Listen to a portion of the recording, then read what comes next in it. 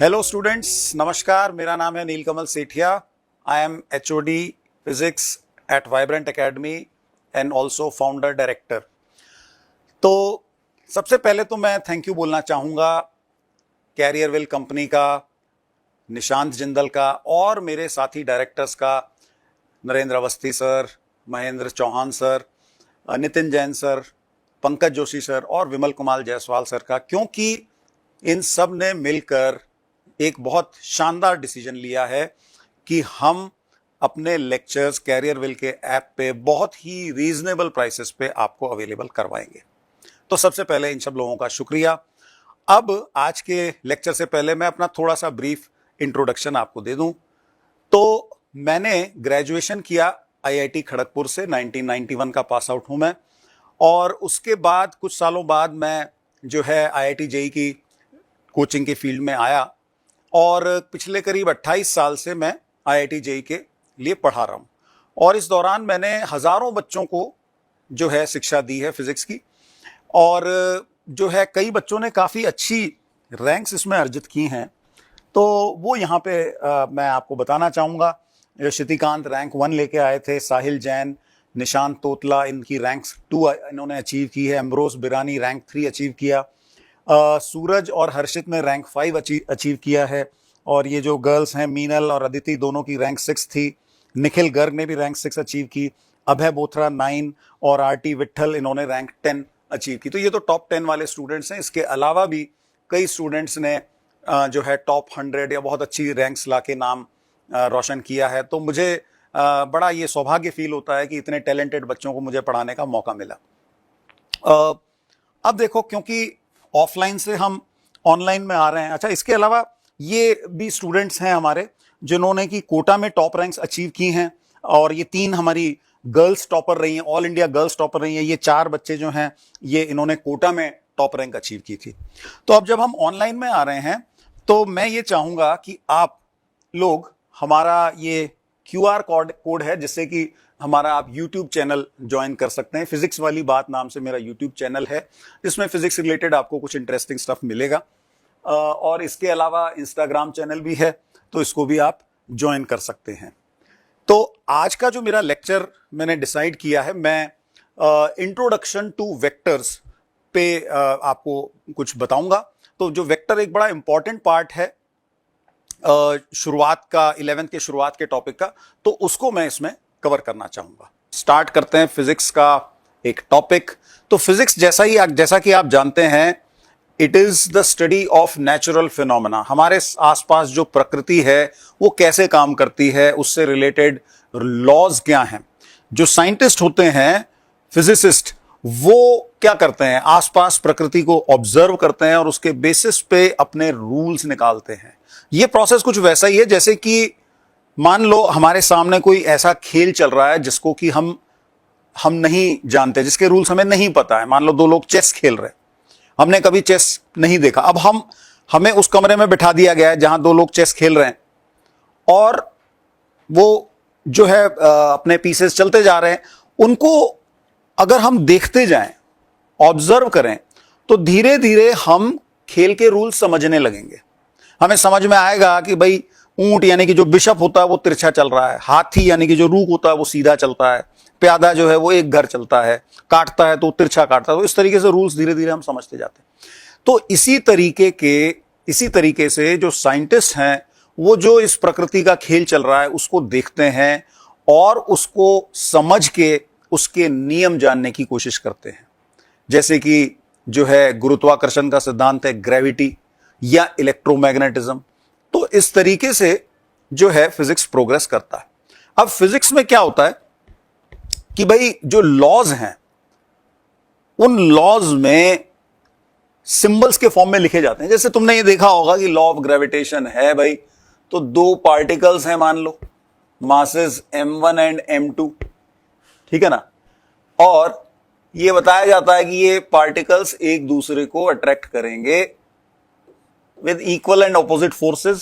Magnitude of force is given by g m1 m2 by r square. m1 m2 तो masses हो गए, r इनका distance है, और g जो है ये है यूनिवर्सल ग्रेविटेशनल कांस्टेंट।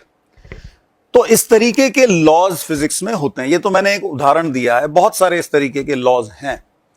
तो इन लॉज में ये जो F G m1 m2 r हैं, ये क्या है? ये सिंबल्स हैं फिजिकल क्वांटिटीज के। जैसे मास फिजिकल क्वांटिटी हुआ, आर दोनों का जो सेपरेशन है वो एक फिजिकल क्वांटिटी हुआ, ये फोर्स एक फिजिकल क्वांटिटी है ना।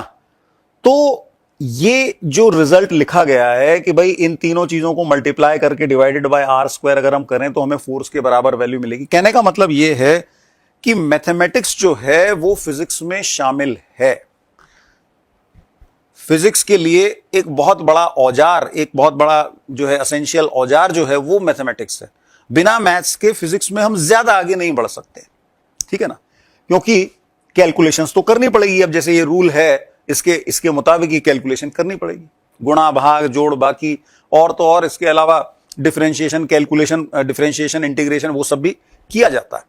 तो खैर वो सारी चीजें जो भी हैं फिजिक्स के दौरान या कुछ चीजें मैथ्स में तुम सीखते जाओगे और आगे बढ़ेंगे इस तरीके से।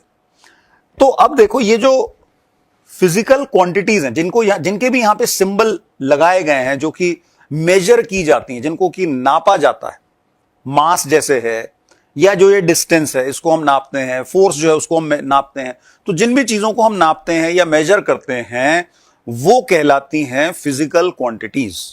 तो फोर्स, मास, डिस्टेंस ये फिजिकल क्वांटिटीज हैं। इसके अलावा और भी चीजें होती हैं, जैसे कि प्रेशर हो गया या वर्क होता है एक फिजिकल क्वांटिटीज, एक्सेलरेशन होता है, मोमेंटम होता है, बहुत तरह तरह की फिजिकल क्वांटिटीज हैं। अब देखो फिजिकल क्वांटिटीज जो हैं वो हम फिजिक्स पढ़ते हुए ये हमें समझना बड़ा जरूरी है कि दो तरीके की फिजिकल क्वांटिटीज होती हैं। तो ये दो तरीके की फिजिकल क्वांटिटीज कौन सी हैं भाई? तो मैं लिख देता हूं यहां पे, फिजिकल क्वांटिटी, ठीक है। तो इसके दो टाइप क्या हुए? इसके दो टाइप हो गए, scalar and vector. Scalar and vector, ये दो तरीके की फिजिकल क्वांटिटीज होती हैं।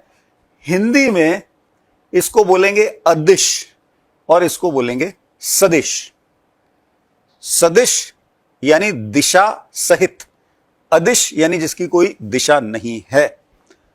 तो वेक्टर में वो क्वांटिटीज होती हैं जिनकी की दिशा भी होती है। तो अब ऐसी क्वांटिटीज जो हैं हमारे लिए, जो तुम लोग जैसे 10th पास करके आए हो तो तुम्हारे लिए ये नई चीज हो सकती है। तो मैं सोचता हूं कि पहले हम इन्हीं को थोड़ा सीखें।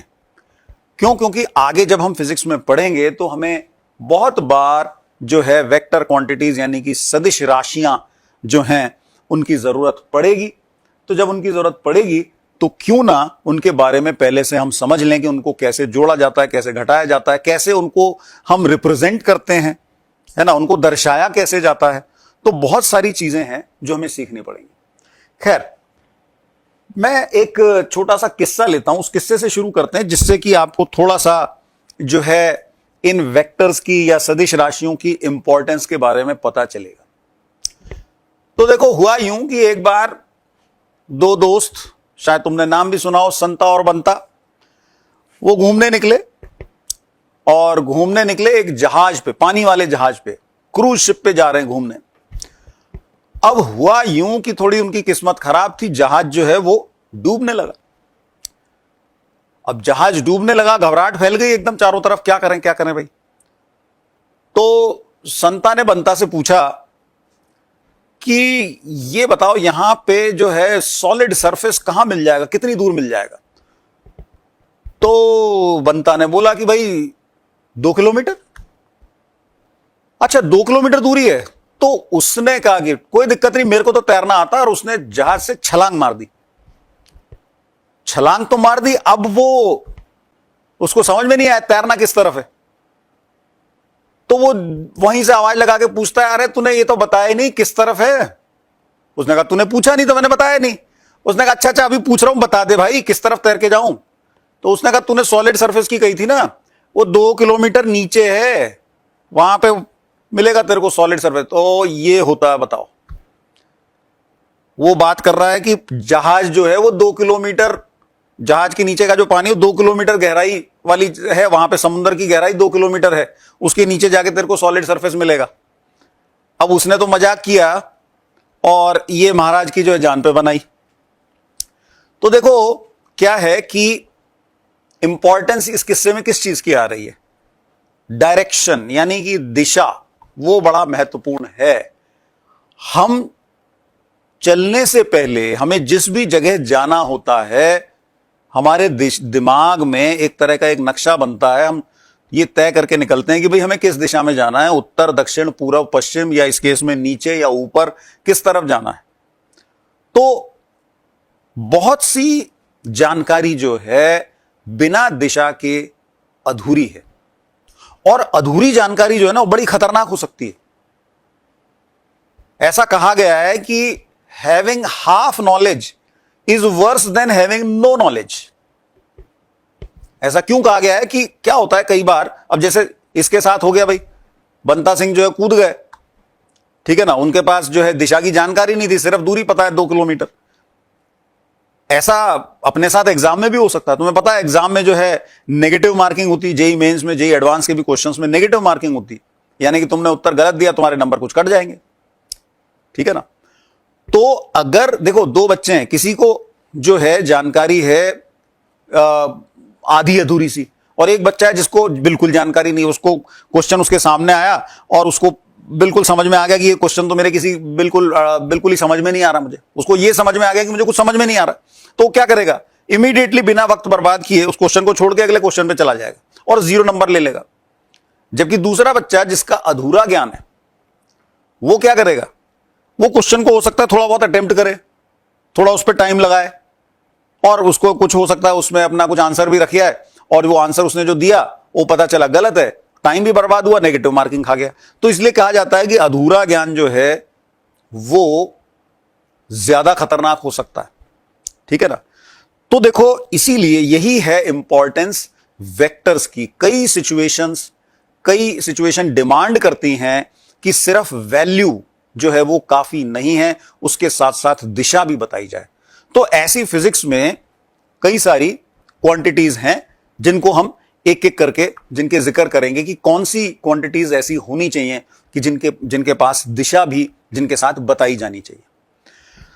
तो जैसे जो हमने अभी एग्जांपल लिया, अगर उसी की बात करें तो यूं सोचो कि भाई किसी को, कोई जना अभी यहां पे है और मान लो उसको यहां जाना है, ठीक है, यहां पे है और यहां से यहां जाना है।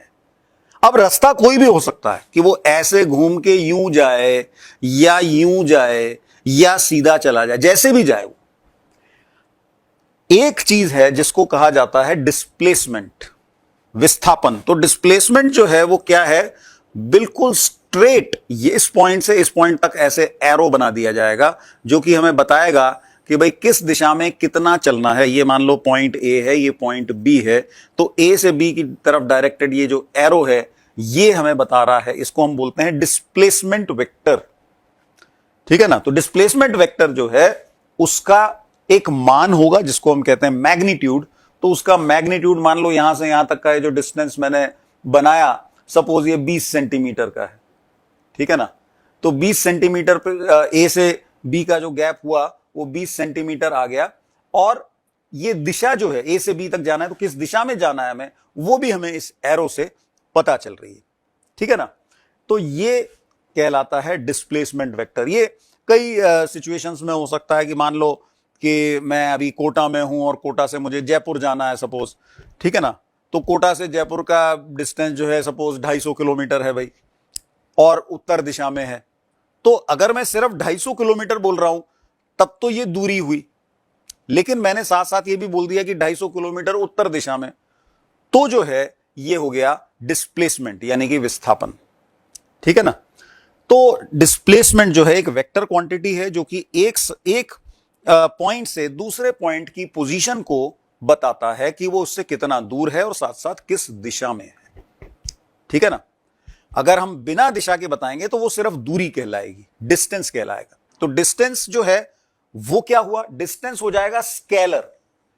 अगर मैं सिंपली ये बोलता हूं कि भाई कोटा से जयपुर की दूरी 250 किलोमीटर है, तो वो डिस्टेंस हुआ, वो हो गई स्केलर क्वांटिटी। लेकिन मैंने साथ साथ ये भी बताया कि 250 किलोमीटर उत्तर दिशा में, नॉर्थ की तरफ, तो ये हो जाएगा वेक्टर, जिसको हम बोलते हैं डिस्प्लेसमेंट। तो डिस्टेंस स्केलर, डिस्प्लेसमेंट वेक्टर।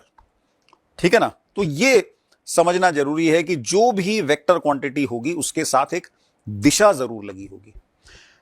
ये जो फॉर्मूला हमने यहां पे लिखा था, इसमें देखो फोर्स, फोर्स तुम्हें पता है कि जैसे पुश किया जाए या पुल किया जाए, है ना। तो अब जैसे यहां पे इस पार्टिकल m1 पे तुम देखो ये एरो भी ऐसे करके शो किया गया है, ठीक है ना। तो ये जो फोर्स है ये क्या है, ये एक वेक्टर क्वांटिटी है, सदिश राशि है। बिल्कुल नेचुरल सी बात है, हम धक्का देते हैं तो एक किसी दिशा में एक धक्का देते हैं, फोर्स लगाते हैं किसी एक डायरेक्शन में, हम फोर्स लगा रहे हैं, ठीक है ना। तो naturally force is a vector quantity. तो फोर्स वेक्टर हुआ, डिस्प्लेसमेंट वेक्टर हुआ। इसके अलावा एक क्वांटिटी होती है जिसको हम कहते हैं वेलोसिटी। दो अलग अलग चीजें देखो, एक होता है स्पीड, एक होता है वेलोसिटी। स्पीड जो है वो स्केलर है। अब इसमें भी अगर हम एग्जांपल की बात सोचें तो जैसे मान लो हम किसी गाड़ी से जा रहे हैं और गाड़ी का जो स्पीडोमीटर होता है ना, वो जो सुइया है, वो मान लो करीब let's say 60 kilometre per hour बता रहा है। तो ये 60 किलोमीटर पर आवर क्या हुआ, ये हुआ गाड़ी की स्पीड यानी कि चाल, ठीक है। जबकि अगर मैं उसके साथ साथ एक डायरेक्शन भी लगा दूं कि भाई 60 kilometre per hour towards north, तो ये बन जाएगा वेलोसिटी, ठीक है ना। तो स्पीड जो है वो स्केलर है और वेलोसिटी वेक्टर है। हम चाहें तो यहां पे लिस्ट बना सकते हैं कि भाई ये मैंने पहले डिस्टेंस लिखा था और यहां पे उसके करस्पॉन्डिंग था डिस्प्लेसमेंट, ठीक है। इस जगह पे स्पीड, तो उसके करस्पॉन्डिंग यहां पे क्या हो जाएगा, यहां हो जाएगा वेलोसिटी। इसके अलावा हम फोर्स देख चुके हैं जो कि एक वेक्टर है। और अगर हम एग्जांपल लें तो एक्सेलरेशन, ठीक है ना, ये वेक्टर क्वांटिटी होती है। इसके अलावा एक क्वांटिटी है मोमेंटम यानी कि संवेग, तो ये भी जो है वेक्टर है। स्केलर्स के भी अगर तुम्हें और एग्जांपल चाहिए तो मास, जो यहां पे हमने इस्तेमाल किया था रिजल्ट यहां पे, तो ये भी जो है इसमें मास जो है वो क्या हुआ, स्केलर हुआ। इसके अलावा हम और बात कर सकते हैं, जैसे एक क्वांटिटी होती है वर्क, हम पढ़ेंगे बाद में, तो वर्क जो है ये भी स्केलर हुआ। तो इन सब क्वांटिटीज के लिए सिर्फ एक वैल्यू बताई जाएगी, ठीक है ना। और इसके भी लिस्ट को और हम लंबा कर सकते हैं, जैसे मान लो टेम्परेचर, टेम्परेचर भी फिजिक्स में नापा जाता है, ठीक है ना, हीट वाले चैप्टर में। या फिर एक होता है इलेक्ट्रिक चार्ज, ठीक है ना, इलेक्ट्रिसिटी वगैरह में चार्ज को नापते हैं। तो ये सारी स्केलर्स की लिस्ट हो गई और बहुत सारी क्वांटिटीज हो सकती है। देखो क्या होगा, जब तुम फिजिक्स पढ़ोगे ना तो हर चैप्टर में कुछ नई क्वांटिटीज आती जाएंगी, उनको सीखते जाओगे।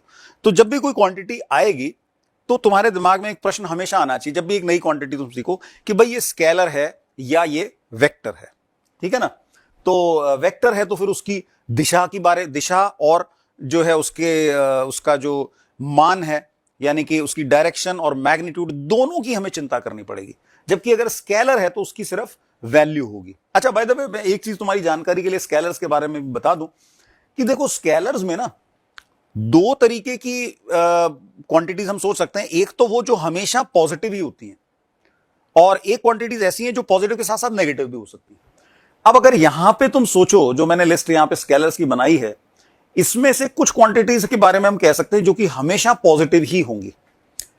कौन कौन सी, जैसे डिस्टेंस, डिस्टेंस कभी नेगेटिव नहीं हो सकता। स्पीड, ये भी कभी नेगेटिव नहीं हो सकता, जीरो हो सकते हैं बकायदा, उसमें कोई दिक्कत नहीं, पॉजिटिव हो सकता है, जीरो हो सकता है, नेगेटिव नहीं होगा।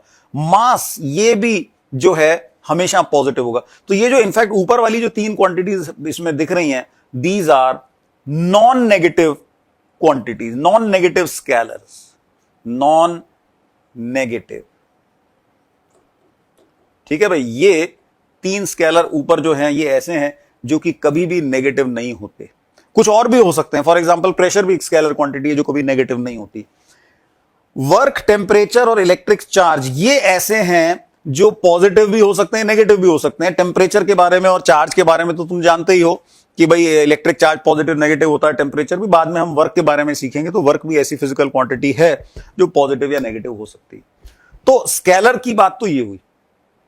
वेक्टर पे हम दोबारा आते हैं। तो भाई वेक्टर जो है इनका क्या है कि एक तो इनकी वैल्यू होती है, यानी कि जिसको हम कहते हैं मैग्नीट्यूड होता है, और एक होती है डायरेक्शन। अब वेक्टर के मैग्नीट्यूड के बारे में, तो जो भाई वेक्टर है हमारा, बाय द वे मैं ऐसा करता हूं, तुम्हें वेक्टर की ना डेफिनेशन बता देता हूं। देखो डेफिनेशंस का बड़ी इंपॉर्टेंस है फिजिक्स के अंदर।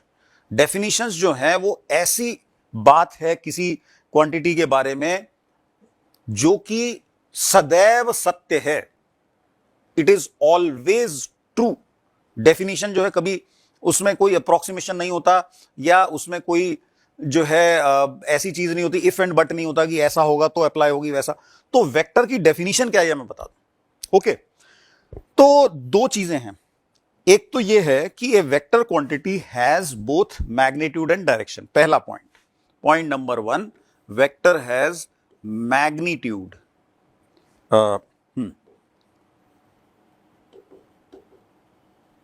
and direction. So a vector has both magnitude and direction. पहली चीज तो ये हुई। एक दूसरा पॉइंट भी है जिसका अभी तक जिक्र नहीं हुआ था। वो दूसरा पॉइंट क्या है कि it should follow, vector follows triangle law of vector addition.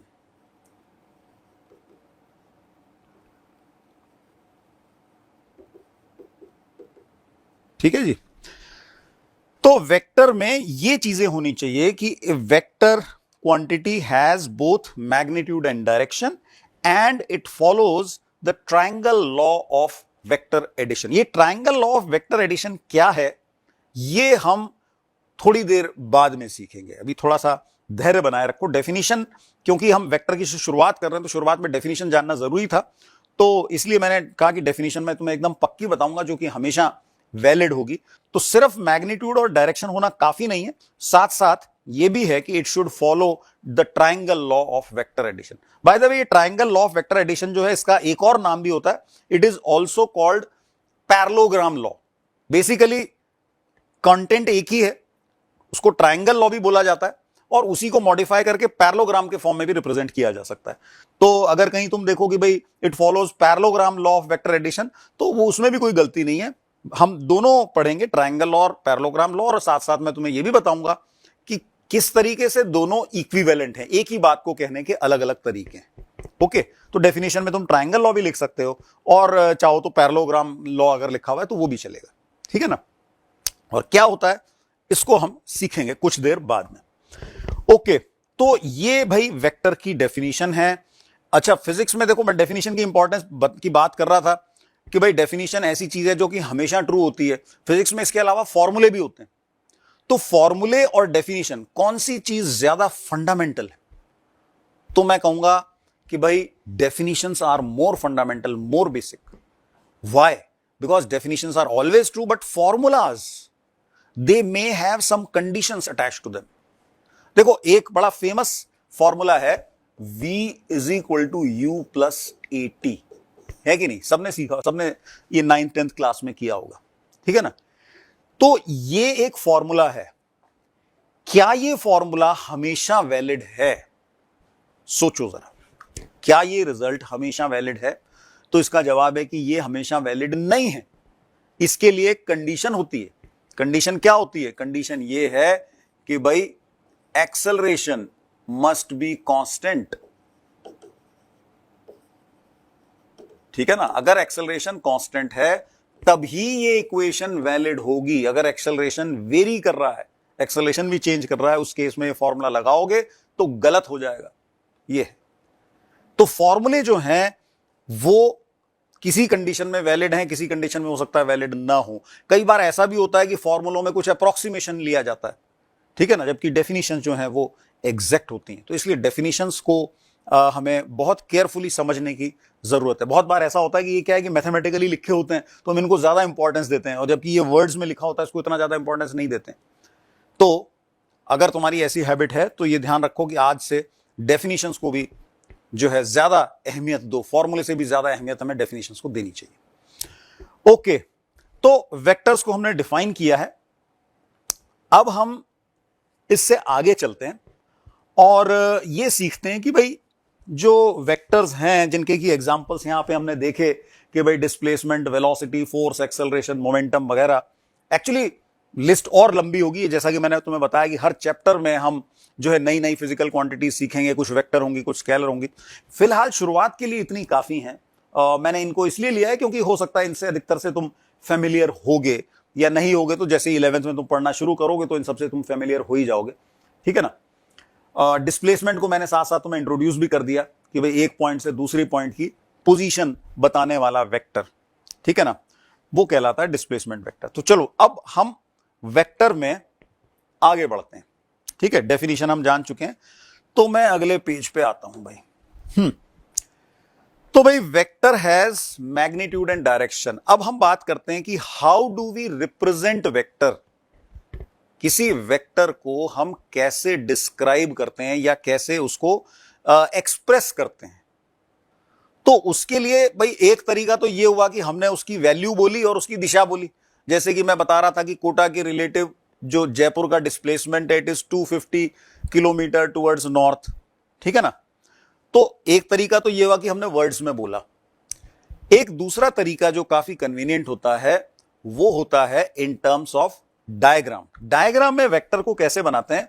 So vector is represented in the form of an arrow, से समथिंग लाइक दिस, ठीक है ना। मान लो ये यहां पे कोटा है और ये यहां पे जयपुर है और ये इनका डिस्टेंस मैंने लिख दिया 250 किलोमीटर। तो ये डिस्प्लेसमेंट वेक्टर हो गया जयपुर का विद रेस्पेक्ट टू कोटा, ठीक है ना। तो अब देखो इसमें क्या हो रहा है कि ये एरो बनाया गया है, तो इस एरो की दो चीजें हैं। एक तो है इस एरो की लेंथ और दूसरा है इसकी दिशा, इसकी डायरेक्शन।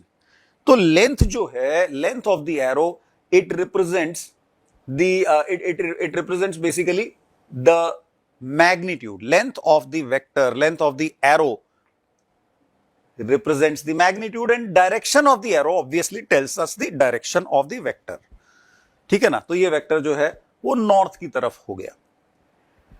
वैसे ही एक जगह है भाई रावत भाटा कोटा के पास, और जो रावत भाटा है थोड़ा कुछ साउथ के आसपास कुछ डायरेक्शन है, ठीक है ना। तो कोटा से रावत भाटा के लिए एरो जो है, पर वो डिस्टेंस उसका काफी कम है। कोटा से रावत भाटा मेरे ख्याल है शायद 85 किलोमीटर होगा। तो इसी डायग्राम में अगर मैं उसको रिप्रेजेंट करूं तो उसको मैं शायद ऐसे छोटा वेक्टर बना के रिप्रेजेंट करूंगा भाई, ठीक है ना। तो ये जो है ये यहां पे मान लो ये रावत भाटा हो गया, ठीक है, और ये 50 किलोमीटर। तो एक चीज समझो कि मैं ये कह रहा हूं, मैंने ये शब्द इस्तेमाल किए कि भाई जो इस एरो की लेंथ है वो मैग्नीट्यूड रिप्रेजेंट करती है। मैंने ये नहीं कहा है कि ये मैग्नीट्यूड के बराबर है, ठीक है ना। भाई 250 किलोमीटर मैंने यहां लिख दिया, अब इस इतने से बोर्ड पे कोई 250 किलोमीटर थोड़ी मैं नाप सकता हूं, ठीक है ना। तो ये उसके प्रोपोर्शनल है बेसिकली, ठीक है ना। अब सेम डायग्राम में यहां पे मैंने 250 किलोमीटर बनाया और यहां पे 50 किलोमीटर बनाया, तो ये जो 50 है करीब इस एरो का 1/5 होना चाहिए ऑब्वियसली, मतलब इससे काफी छोटा दिखना चाहिए, ठीक है ना। तो ये मतलब है हमारा कि रिप्रेजेंट करती है, मतलब उसके प्रोपोर्शनल है। जैसे कोई तुम अगर कोई नक्शा देखो, कोई मैप देखो, तो मैप के ना साइड में एक वो स्केल दिया हुआ होता है, और उस स्केल में ऐसा कुछ होता है कि may be 1 centimetre represents 10 kilometres, ठीक है ना। तो इस तरीके का एक स्केल दिया हुआ होता है। तो कुछ वैसा ही हम यहां पे कर रहे हैं कि भाई ये जो इतना डिस्टेंस, अगर ये 250 लेट से मैंने 1 फुट की लाइन बना दी करीब, तो ये 250 किलोमीटर रिप्रेजेंट कर रहा है, तो उसका 1/5 करीब ये 50 किलोमीटर रिप्रेजेंट कर रहा होगा, ठीक है ना। तो length of the arrow represents the magnitude, equal नहीं है, it represents the magnitude, and the direction obviously gives us the direction of the vector. तो जयपुर नॉर्थ की तरफ है, रावत भाटा कोटा से साउथ की तरफ है, ठीक है ना। तो इस तरीके से जो है एक एरो बना के हम वेक्टर को रिप्रेजेंट कर देते हैं। तो ये तो अभी मैं डिस्प्लेसमेंट वेक्टर की बात कर रहा था। वेक्टर तो वेलोसिटी भी हो सकता है या फोर्स भी हो सकता है। तो मान लो किसी ऑब्जेक्ट पे लगने वाले फोर्सेस को हम रिप्रेजेंट कर रहे हैं। ये कोई ऑब्जेक्ट है, कोई मास है जिसपे कि फोर्सेस लग रहे हैं भाई, उनका हमें डायग्राम बनाना। तो सपोज इस पे एक फोर्स लग रहा है लेट्स से 10 न्यूटन का, ठीक है ना, ये इस दिशा में लग रहा है। अब एक कोई दूसरा फोर्स लग रहा है 5 न्यूटन का, जो कि ऊपर की दिशा में लग रहा है। तो अब अगर ये 5 न्यूटन का है तो मुझे चित्र बनाते हुए ये ख्याल रखना चाहिए कि भाई इसकी लेंथ से करीब मैं इसको आधा लूं, ठीक है ना। अगर एकदम टू द स्केल में डायग्राम बना रहा हूं तो मुझे बकायदा मेजर करके बनाना चाहिए कि भाई ये जो है जितनी भी लेंथ मैं इसकी ले रहा हूं उससे आधी लेंथ इसकी लूंगा, ठीक है ना। अभी एग्जैक्ट मेजर करने की जरूरत नहीं, तुम अंदाजे से समझ सकते हो कि भाई ये 10 न्यूटन मैंने इतना बनाया तो उसका आधा करीब ले लिया 5 न्यूटन। और ऐसे ही मान लो कोई तीसरा फोर्स लग रहा है, सपोज 8 न्यूटन का फोर्स लग रहा है, तो तीसरा फोर्स और वो कोई इस दिशा में है मान लो, तो उसको मैं बनाऊंगा इस तरीके से कि भाई वो 5 न्यूटन से बड़ा होना चाहिए, 10 न्यूटन से छोटा लगे, इस तरीके की लाइन बनाऊं। तो कोशिश हमें करनी चाहिए कि जो डायग्राम हम बना रहे हैं वो जो है जितना हो सके प्रोपोर्शनल उसमें चीजें लगें, ठीक है ना। तो ऐसा नहीं हो कि हम 8 न्यूटन का फोर्स बना रहे हैं और वो 10 न्यूटन से बड़ा लग रहा है या 5 न्यूटन से छोटा लग रहा है, तो ऐसा नहीं होना चाहिए, वो मिसलीडिंग हो जाएगा डायग्राम, हमें भी करते हुए उसमें दिक्कत आती है। ओके, तो यहां पे भी देखो जो एरो मैंने बनाया है उसकी लेंथ अगर नापेंगे तो वो तो कुछ सेंटीमीटर में आएगी कुछ वैल्यू, जबकि हमने इसके नीचे क्या लिखा हुआ है 10 न्यूटन। तो ये एरो की लेंथ 10 न्यूटन को रिप्रेजेंट कर रही है। ऑब्वियसली बराबर तो हो ही नहीं सकती भाई, न्यूटन और सेंटीमीटर को हम कैसे इक्वेट कर सकते हैं, तो क्वांटिटी अलग अलग हो गई ना। न्यूटन तो फोर्स नाप रहा है और जबकि सेंटीमीटर जो है वो डिस्टेंस बता रही, ठीक है। तो जो है ये समझ लो कि length of the arrow represents magnitude of a vector and direction of the arrowhead obviously tells us the direction। तो इस तरीके से एक डायग्राम में हमने ये 3 फोर्सेस जिनके अलग अलग मैग्नीट्यूड हैं, अलग अलग डायरेक्शन है, इनको हमने रिप्रेजेंट कर रखा है, ठीक है। और मान लो कोई जो है वेलोसिटीज हमें शो करनी है किसी डायग्राम में, तो ऐसा वेलोसिटी के साथ भी हो सकता है कि भाई मान लो ये कोई सपोज एक कार है, ठीक है ना। जो कार है वो इस दिशा में चल रही है और कार की स्पीड है, सपोज ये कुछ है हमारे मान लो 50 किलोमीटर पर आवर, ठीक है। और जबकि इसी डायग्राम में मैं एक कोई एरोप्लेन को भी रिप्रेजेंट करना चाहता हूं, ठीक है। तो ये कोई एरोप्लेन है भाई जो कि बहुत हाई वेलोसिटी से ऐसे चल रहा है, ठीक है। और इसकी वेलोसिटी मान लो कि करीब लेट से 500 किलोमीटर पर आवर है, 500 किलोमीटर पर आवर है। तो ये जो एरो है इसकी लेंथ मुझे इस वाले से 10 गुना शो करनी चाहिए। अभी 10 गुना नहीं है तो थोड़ा और बड़ा कर लेते हैं इसको, ठीक है ना। तो ये ऐसे जो है ये करीब इससे 10 गुनी लेंथ का मैं एरो बनाऊंगा। ये 50 किलोमीटर पर आवर है, 500 किलोमीटर पर आवर है, तो ऐसे जा रहा है एरोप्लेन, ऐसे उड़ रहा है, इधर कार इधर जा रही, ये चीज, ठीक है। तो एक ही डायग्राम में जब हम 2 वेक्टर्स को रिप्रेजेंट कर रहे हैं तो हमें ध्यान रखना चाहिए कि उनकी जो लेंथ है वो मैग्नीट्यूड के प्रोपोर्शनल हो, ठीक है ना। अगर मैग्नीट्यूड 10 गुना है तो एरो की लेंथ भी जो है हम कोशिश करें कि 10 गुना दिखनी चाहिए डायग्राम में। ओके, चलो भाई, तो डायरेक्शन तो बड़ी इंट्यूटिव है, सिंपल एकदम, एरो जिस तरफ है उसी तरफ वेक्टर हो गया। तो इस तरीके से भाई वेक्टर्स को रिप्रेजेंट किया जाता है, वेक्टर्स को डायग्राम में रिप्रेजेंट करना बड़ा नेचुरल सा तरीका है, ठीक है ना। हम एरो बना के उसको रिप्रेजेंट करते हैं। तो भाई डायरेक्शन की अगर हम बात करें वेक्टर के, तो देखो क्या है कि जो हॉराइजॉन्टल प्लेन होता है हमारा, जैसे कि एक मैप हम देखते हैं जिसमें हॉराइजॉन्टल अर्थ को डिस्क्राइब किया हुआ है, अर्थ के एक पार्ट को एक हॉराइजॉन्टल मानते हुए डिस्क्राइब किया गया है। तो इसमें क्या है कि जैसे ये दिशाएं आमतौर पे इस तरीके से इसको नॉर्थ बता देते हैं, तो अब ये नॉर्थ है तो ये वाला नेचुरली साउथ हो गया, इस तरफ बता देते हैं कि ये ईस्ट है तो ये हो गया वेस्ट, ठीक है ना। तो ये तो कॉमन डायरेक्शन है, चारों दिशाएं जो कि हम जानते ही हैं एक हॉराइजॉन्टल प्लेन में। इसके अलावा क्योंकि इनके इन बिटवीन भी डायरेक्शंस हो सकती है। फॉर एग्जाम्पल अगर मैं नॉर्थ ईस्ट डायरेक्शन बोलूं कि भाई a vehicle is moving in the north east direction, तो क्या इसका मतलब नॉर्थ और ईस्ट के बीच में कोई भी डायरेक्शन हो जाएगा कि भाई वो क्या ये नॉर्थ ईस्ट कहलाएगा या ये डायरेक्शन नॉर्थ ईस्ट कहलाएगा? तो ऐसा नहीं है। ये डायरेक्शंस या ये डायरेक्शन नॉर्थ ईस्ट जब हम बोलते हैं तो उसका मतलब होता है exactly at 45 degree to both north and east. ठीक है ना? तो ये समझना जरूरी है क्योंकि क्वेश्चन में कई बार लैंग्वेज में ये चीजें यूज होती हैं। अगर साउथ ईस्ट बोला गया तो ये दिशा हो जाएगी नॉर्थ ईस्ट। अगर बोला गया साउथ ईस्ट तो वो एग्जैक्टली ये डायरेक्शन होगी 45 डिग्री के एंगल पे, ये है south east. Similarly you will have south west. ठीक है ना? साउथ वेस्ट, इसका भी ये एंगल 45 डिग्री। अब ऑब्वियसली ये भी 45 होगा। और you can have north west. ठीक है? तो जब हम मतलब पहले जो 4 डायरेक्शन हमने ली थी नॉर्थ साउथ ईस्ट वेस्ट, उसके अलावा ये 4 डायरेक्शन हमें और बता सकते हैं। इनके बीच वाली नॉर्थ ईस्ट के exactly opposite south west, south east के एग्जैक्टली अपोजिट नॉर्थ वेस्ट। ठीक है? लेकिन अब भी सारी डायरेक्शन तो कवर नहीं हुई इसमें। फॉर एग्जाम्पल मैंने ये एरो यहां बना दिया था भाई। ठीक है ना? लेट्स से ये ईस्ट से इसका एंगल आ रहा है, मान लो कि कुछ 15 डिग्री का एंगल आ रहा है, तो इस दिशा को हम क्या कहेंगे? एग्जैक्टली ईस्ट तो नहीं है, ईस्ट से थोड़ा सा नॉर्थ की तरफ है, 15 डिग्री नॉर्थ की तरफ है, तो इसको हम कहेंगे 15 degree north of east. 15 degree east से 15 डिग्री नॉर्थ की तरफ, 15 डिग्री नॉर्थ ऑफ ईस्ट इसको हम कहेंगे। सिमिलरली ये एक डायरेक्शन है भाई, मान लो ये वाला एंगल 20 डिग्री का आ रहा है, तो इस दिशा को हम क्या कहेंगे? नॉर्थ एग्जैक्ट तो नहीं है, नॉर्थ से 20 डिग्री है। किस तरफ 20 डिग्री? ईस्ट की तरफ 20 डिग्री है, तो this will be called 20 degree east of north. ठीक है ना? तो इस तरीके से हम किसी भी डायरेक्शन को जो है within this horizontal plane हम डिस्क्राइब कर सकते हैं। ठीक है ना?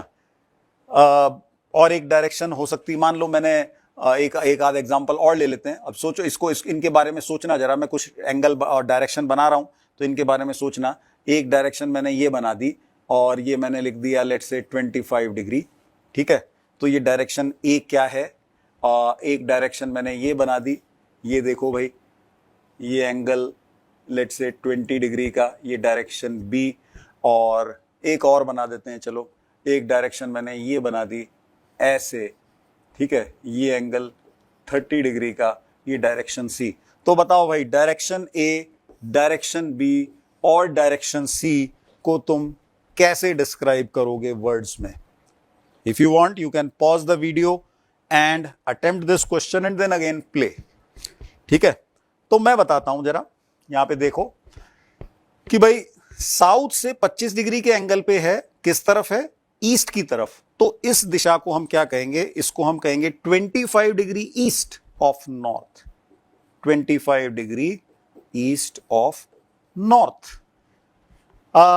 बी की बात करते तो ये वेस्ट से जा रहा है, किस तरफ? वेस्ट से नॉर्थ की तरफ जा रहा है, तो ये कहलाएगा 20 डिग्री किस तरफ? 20 degree north of east, north of west, sorry. तो ये ध्यान दो कि क्या हो रहा है कि जो मेन डायरेक्शन है जिसके विद रिस्पेक्ट हम मूवमेंट बता रहे हैं वो लास्ट में आ रही है। ठीक है ना? ये चीज है। बाय द वे ये मैंने गलत लिख दिया शायद, ये 25 डिग्री ईस्ट ऑफ साउथ है ना। ओहो, तो ऐसी गलती मुझसे हो गई है, तुम मत करना भाई। साउथ है तो 25 डिग्री ईस्ट ऑफ साउथ कहलाएगा ये। ठीक है? हाँ, तो जो गलती मैं करूं वो उम्मीद रखता हूं कि तुम रिपीट नहीं करोगे। ओके, तो बी की हम बात कर रहे थे। 25 डिग्री जा रहे हैं, कहां से जा रहे हैं? वेस्ट से। तो मेन डायरेक्शन हमारी वेस्ट है, तो वेस्ट ये लास्ट में आएगा। ठीक है ना? और जो चेंज है वो इससे पहले आ रहा है। अब इधर देख लो सी को, नॉर्थ से थोड़ा सा हम जा रहे हैं, 30 डिग्री जा रहे हैं, किस तरफ? वेस्ट की तरफ जा रहे हैं, तो ये कहलाएगा 30 डिग्री वेस्ट ऑफ नॉर्थ। ठीक है, तो इस तरीके से इस प्लेन में कोई भी डायरेक्शन हो उसको हम डिस्क्राइब कर सकते हैं। ठीक है भाई, तो ये नॉलेज होना बड़ा जरूरी है, क्वेश्चंस में कई बार इस्तेमाल हो जाती है। ओके, चलो, तो वेक्टर के मैग्नीट्यूड की, वेक्टर के डायरेक्शन की हमने बात की। अब हम एक कॉन्सेप्ट सीखेंगे वेक्टर्स की इक्वालिटी का, कि भाई दो वेक्टर्स इक्वल कब कहलाते हैं। ठीक है ना, तो दो वेक्टर्स के इक्वल होने के लिए दो बातें होनी चाहिए। क्या? एक तो उनकी डायरेक्शन सेम होनी चाहिए और दूसरा उनका मैग्नीट्यूड सेम होना चाहिए। कोई एक भी चीज अगर अलग हो गई तो फिर वेक्टर बराबर नहीं कहलाएंगे। ये देखो भाई, जैसे मैं यहां पे दो वेक्टर बना रहा हूं, ठीक है ना, दोनों की डायरेक्शन एकदम सेम है, एकदम पैरेलल लाइंस बनाई हैं, एक ही तरफ एरो बनाया है, और तुम देख सकते हो कि इनकी लेंथ भी मैंने बराबर ली है, यानी कि मैग्नीट्यूड भी बराबर हैं। ठीक है ना, तो ये दोनों हम कह सकते हैं कि दीज आर इक्वल वेक्टर्स। ठीक है ना, क्योंकि मैग्नीट्यूड बराबर है और डायरेक्शन भी सेम है। ठीक है, अब मैं अगर कुछ एग्जाम्पल्स लूं, मान लो कि मैंने लिखा ऑप्शन ए, मैं बता रहा हूं कि लेट्स से एक न्यूटन, एक फोर्स है F1, जिसको कि हम डिस्क्राइब कर रहे हैं 50 न्यूटन टुवर्ड्स वेस्ट। ठीक है भाई, टुवर्ड्स वेस्ट। और एक दूसरा फोर्स है जिसको कि मैं डिस्क्राइब कर रहा हूं 50 newton towards south. Is F1 equal to F2? क्या कहोगे भाई तुम इस पे? क्या ये दोनों फोर्सेस बराबर हैं, ट्रू और फॉल्स? तो तुम बहुत फटाफट बता सकते हो कि भाई ये स्टेटमेंट गलत है। क्यों गलत है?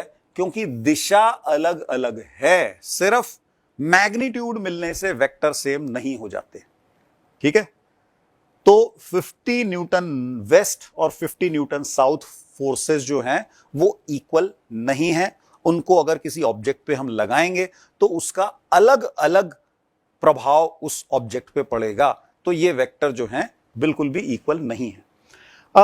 वेक्टर के इक्वल होने के लिए मैग्नीट्यूड भी बराबर हो, तो अगर इसको भी हम वेस्ट कर दें तो ये दोनों बराबर होते।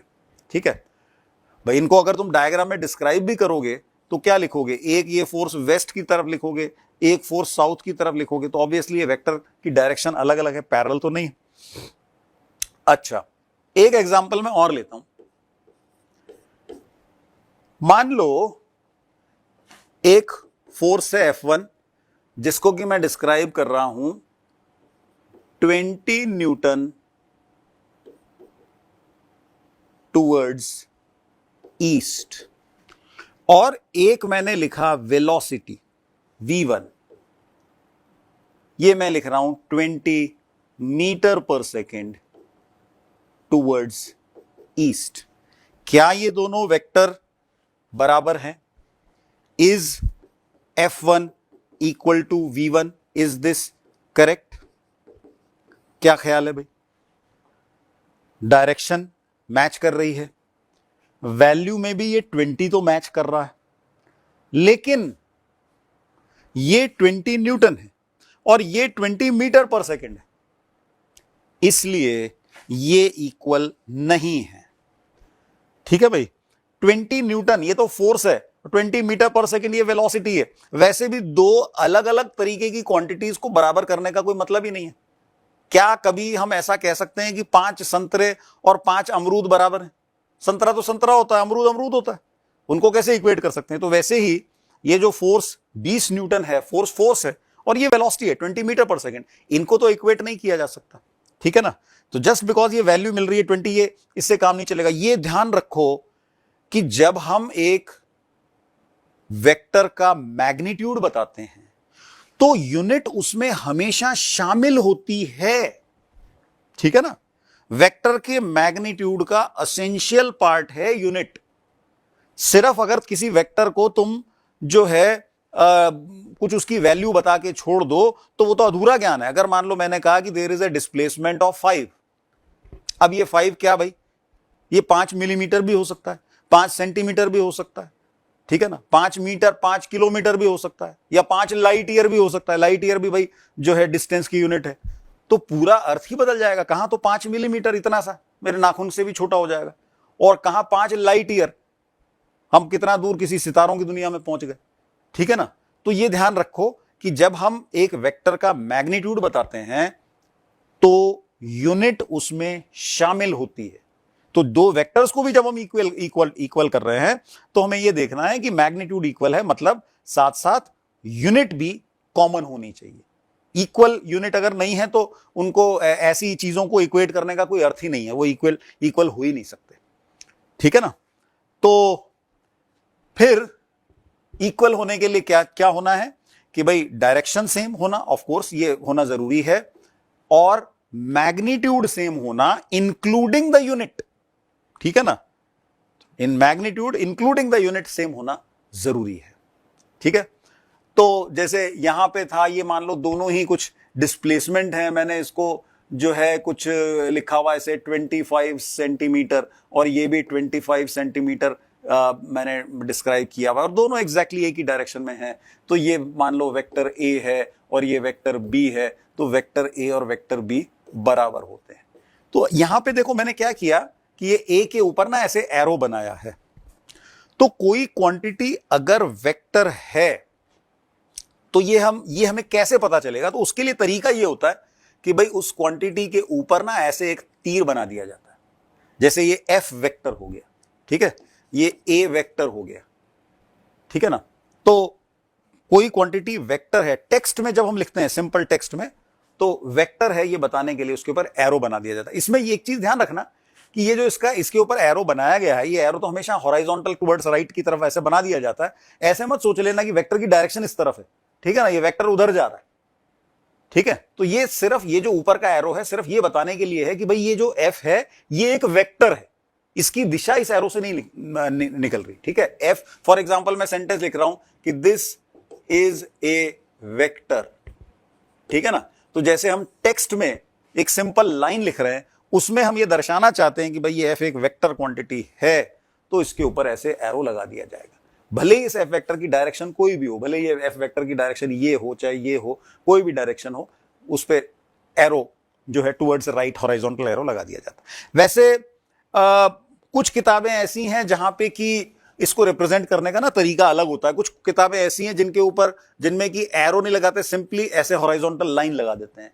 कुछ किताबें ऐसी भी हैं जैसे कि इरोडोव है फॉर एग्जांपल, जिसमें कि वेक्टर को रिप्रेजेंट करने के लिए क्या किया जाता है कि बोल्ड लेटर यूज किया जाता है। ऐसे बोल्ड में लिख दिया तो इसका मतलब हो गया कि भाई ए वेक्टर है, ठीक है ना। तो ये इरोडोव के क्वेश्चन सॉल्व करते हुए हमें ध्यान में रखना चाहिए कि लिखाई बोल्ड में है या सिंपल लेटर में। सिंपल लेटर वाली लिखाई है तो वो स्केलर हुआ, और या नॉर्मल अक्षर हो सकते हैं। बोल्ड में कोई क्वांटिटी लिखी गई तो वेक्टर है। हालांकि हम जो है क्लैरिटी के लिए ये वाला नोटेशन ही यूज करेंगे। मैं ये वाला नोटेशन वेक्टर्स के लिए को डिस्क्राइब करने के लिए करूंगा, ठीक है ना, कि उसके ऊपर हमने ऐसे तीर लगा दिया ताकि बिल्कुल क्लैरिटी रहे, कोई दिक्कत नहीं आएगी। ओके, सो दो वेक्टर्स इक्वल कब हैं? जब उनका डायरेक्शन एग्जैक्टली सेम है और magnitude including the unit same है, ठीक है ना। चलो, तो ये सिंपल चीज थी दो वेक्टर्स की इक्वालिटी। अब हम इससे आगे चलेंगे और हम सीखेंगे एंगल बिटवीन टू वेक्टर्स। क्योंकि वेक्टर की दिशा है तो दो वेक्टर्स के बीच में कुछ एंगल हो सकता है, और उस एंगल का क्या मतलब है।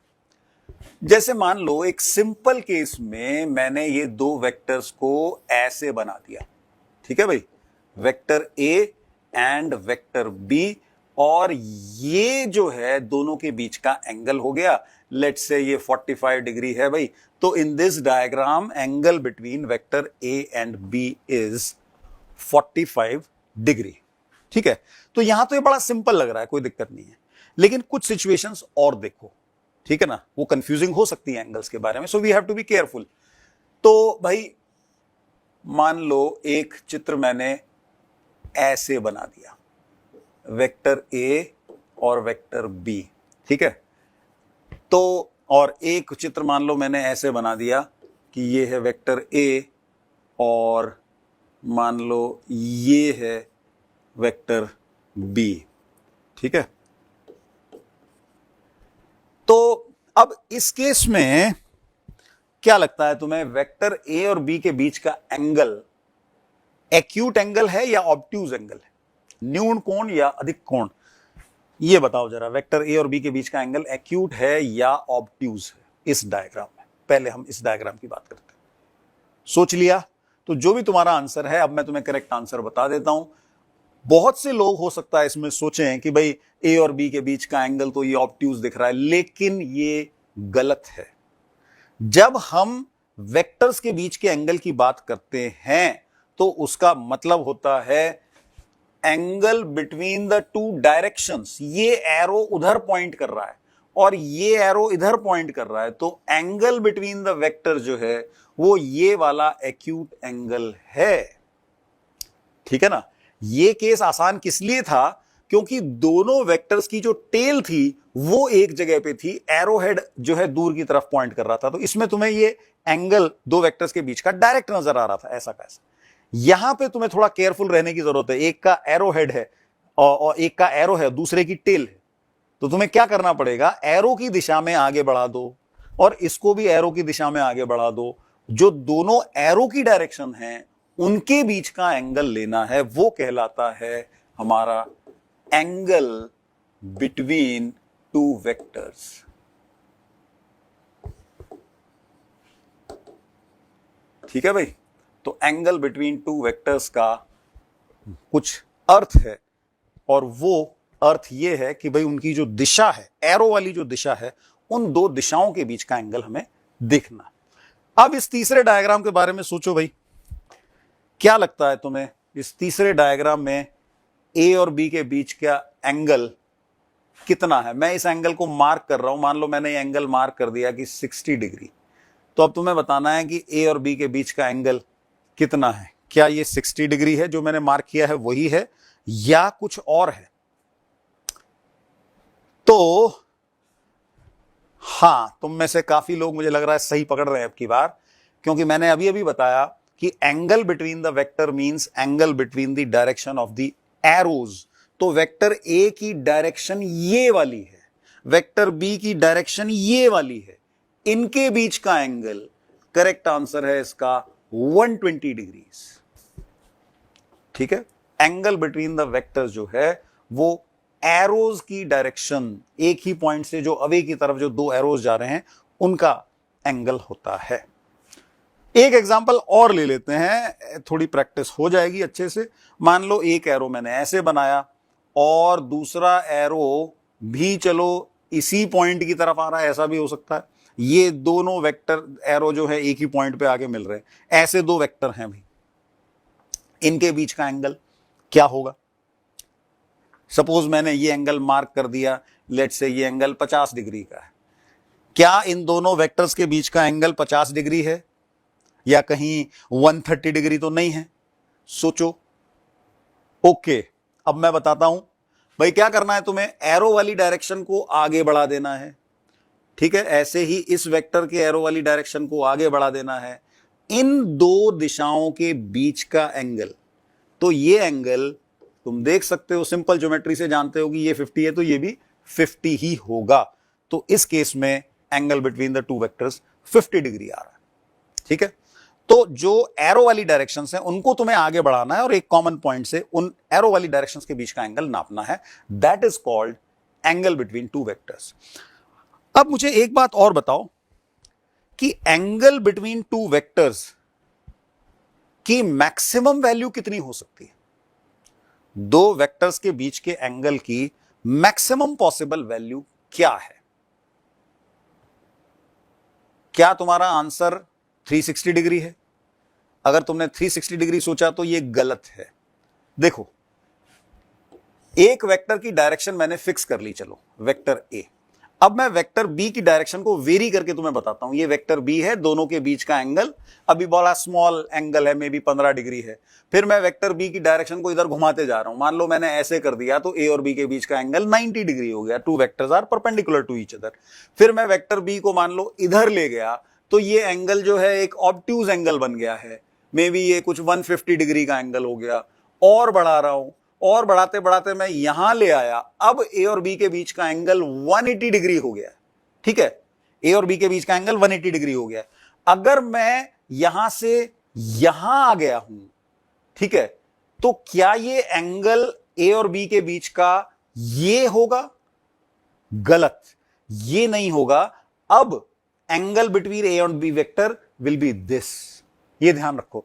तो वैसे दो डायरेक्शंस के बीच के एंगल को हम दो तरीके से नाप सकते हैं, क्लॉकवाइज नाप सकते हैं, सॉरी ये ऐसे क्लॉकवाइज नाप सकते हैं या एंटी क्लॉकवाइज नाप सकते हैं। तो उनमें से कौन सा लेना है? जो छोटे वाला है वो लेना है। सिंपल सा रूल है, angle between the to vector जब तुम नाप रहे हो तो दोनों वेक्टर्स के बीच का छोटे वाला एंगल लेना है। भाई ऑब्वियसली ये एंगल और ये एंगल मिला के 360 होता है, ये तुम जानते हो पूरे सर्कल का एंगल। तो उसके जो ये जो दो टुकड़े, ये दो वेक्टर जो हैं इस 360 डिग्री को दो पार्ट में डिवाइड कर रहे हैं, एक हिस्सा ये हो गया और एक हिस्सा ये हो गया। तो इसमें से जो छोटे वाला हिस्सा है वो angle between the two vectors होता है। ठीक है, तो angle between the two vectors की मैक्सिमम वैल्यू क्या है? Angle between the two vectors की मैक्सिमम वैल्यू 180 डिग्री है।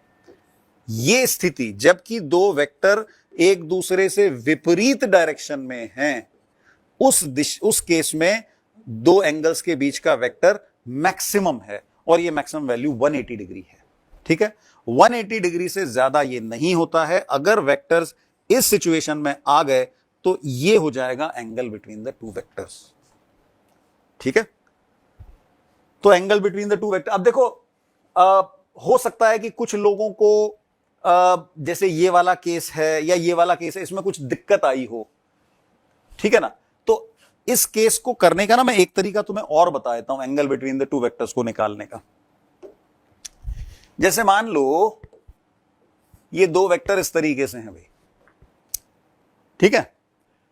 अब ऐसे केस में अगर तुम्हें ये सोचने में तुम्हें लग रहा है कि भाई ये एंगल है वेक्टर्स के बीच का, तो ये गलत हो रहा है। इसको करने का एक तरीका और क्या, अभी तो मैंने एरो की डायरेक्शन को आगे एक्सटेंड करके बताया था, एक दूसरा तरीका और बता देता हूं।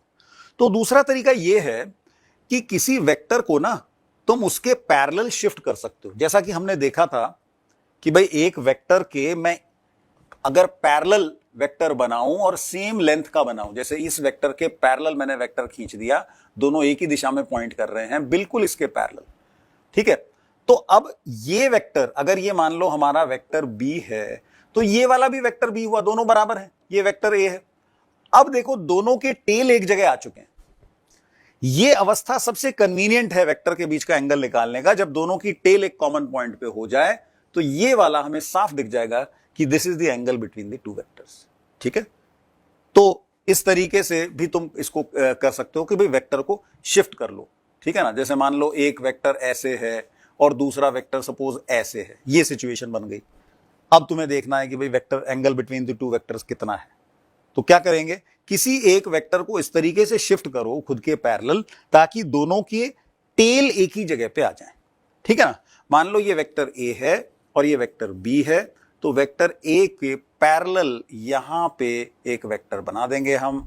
ठीक है भाई, ये वाला भी वेक्टर ए है, क्यों? क्योंकि सेम मैग्नीट्यूड सेम डायरेक्शन। अब दोनों के टेल एक ही पॉइंट पे आ चुके हैं, so this is the angle between the two vectors. ठीक है, तो ये एक्यूट है या ऑब्ट्यूज है, जैसा भी है उसको तुम इस तरीके से देख सकते हो। पैरेलल वेक्टर को खुद के पैरेलल शिफ्ट कर दो ताकि दोनों के टेल एक ही पॉइंट पे आ जाएं। अब तुम आसानी से angle between the two vectors निकाल पाओगे। ठीक है, और ये भी हम देख चुके हैं कि angle between the two vectors की वैल्यू कभी भी 180 डिग्री से ज्यादा नहीं हो सकती। ठीक है ना, मिनिमम वैल्यू 0 है, मैक्सिमम 180 है। मिनिमम 0 कब होगी? जब दोनों वेक्टर एक ही दिशा में पॉइंट कर रहे हैं, वेक्टर ए वेक्टर बी दोनों एक ही दिशा में पॉइंट कर रहे हैं, यानी कि दोनों पैरेलल हैं। उस केस में जो है वेक्टर हमारे 0 डिग्री का एंगल हुआ। Angle between the two vectors यहाँ पे 0 डिग्री है, और ऑब्वियसली जब वो अपोजिट होंगे तो मैक्सिमम हो जाएगा 180 डिग्री। ठीक है, तो 0 और 180 के बीच में angle between the two vectors होते हैं। अब देखो हम अगला इंपॉर्टेंट कॉन्सेप्ट वेक्टर्स के बारे में सीखने वाले हैं कि भाई दो वेक्टर्स को हम ऐड कैसे करते हैं। How do we add two vectors, vector addition कैसे किया जाता है।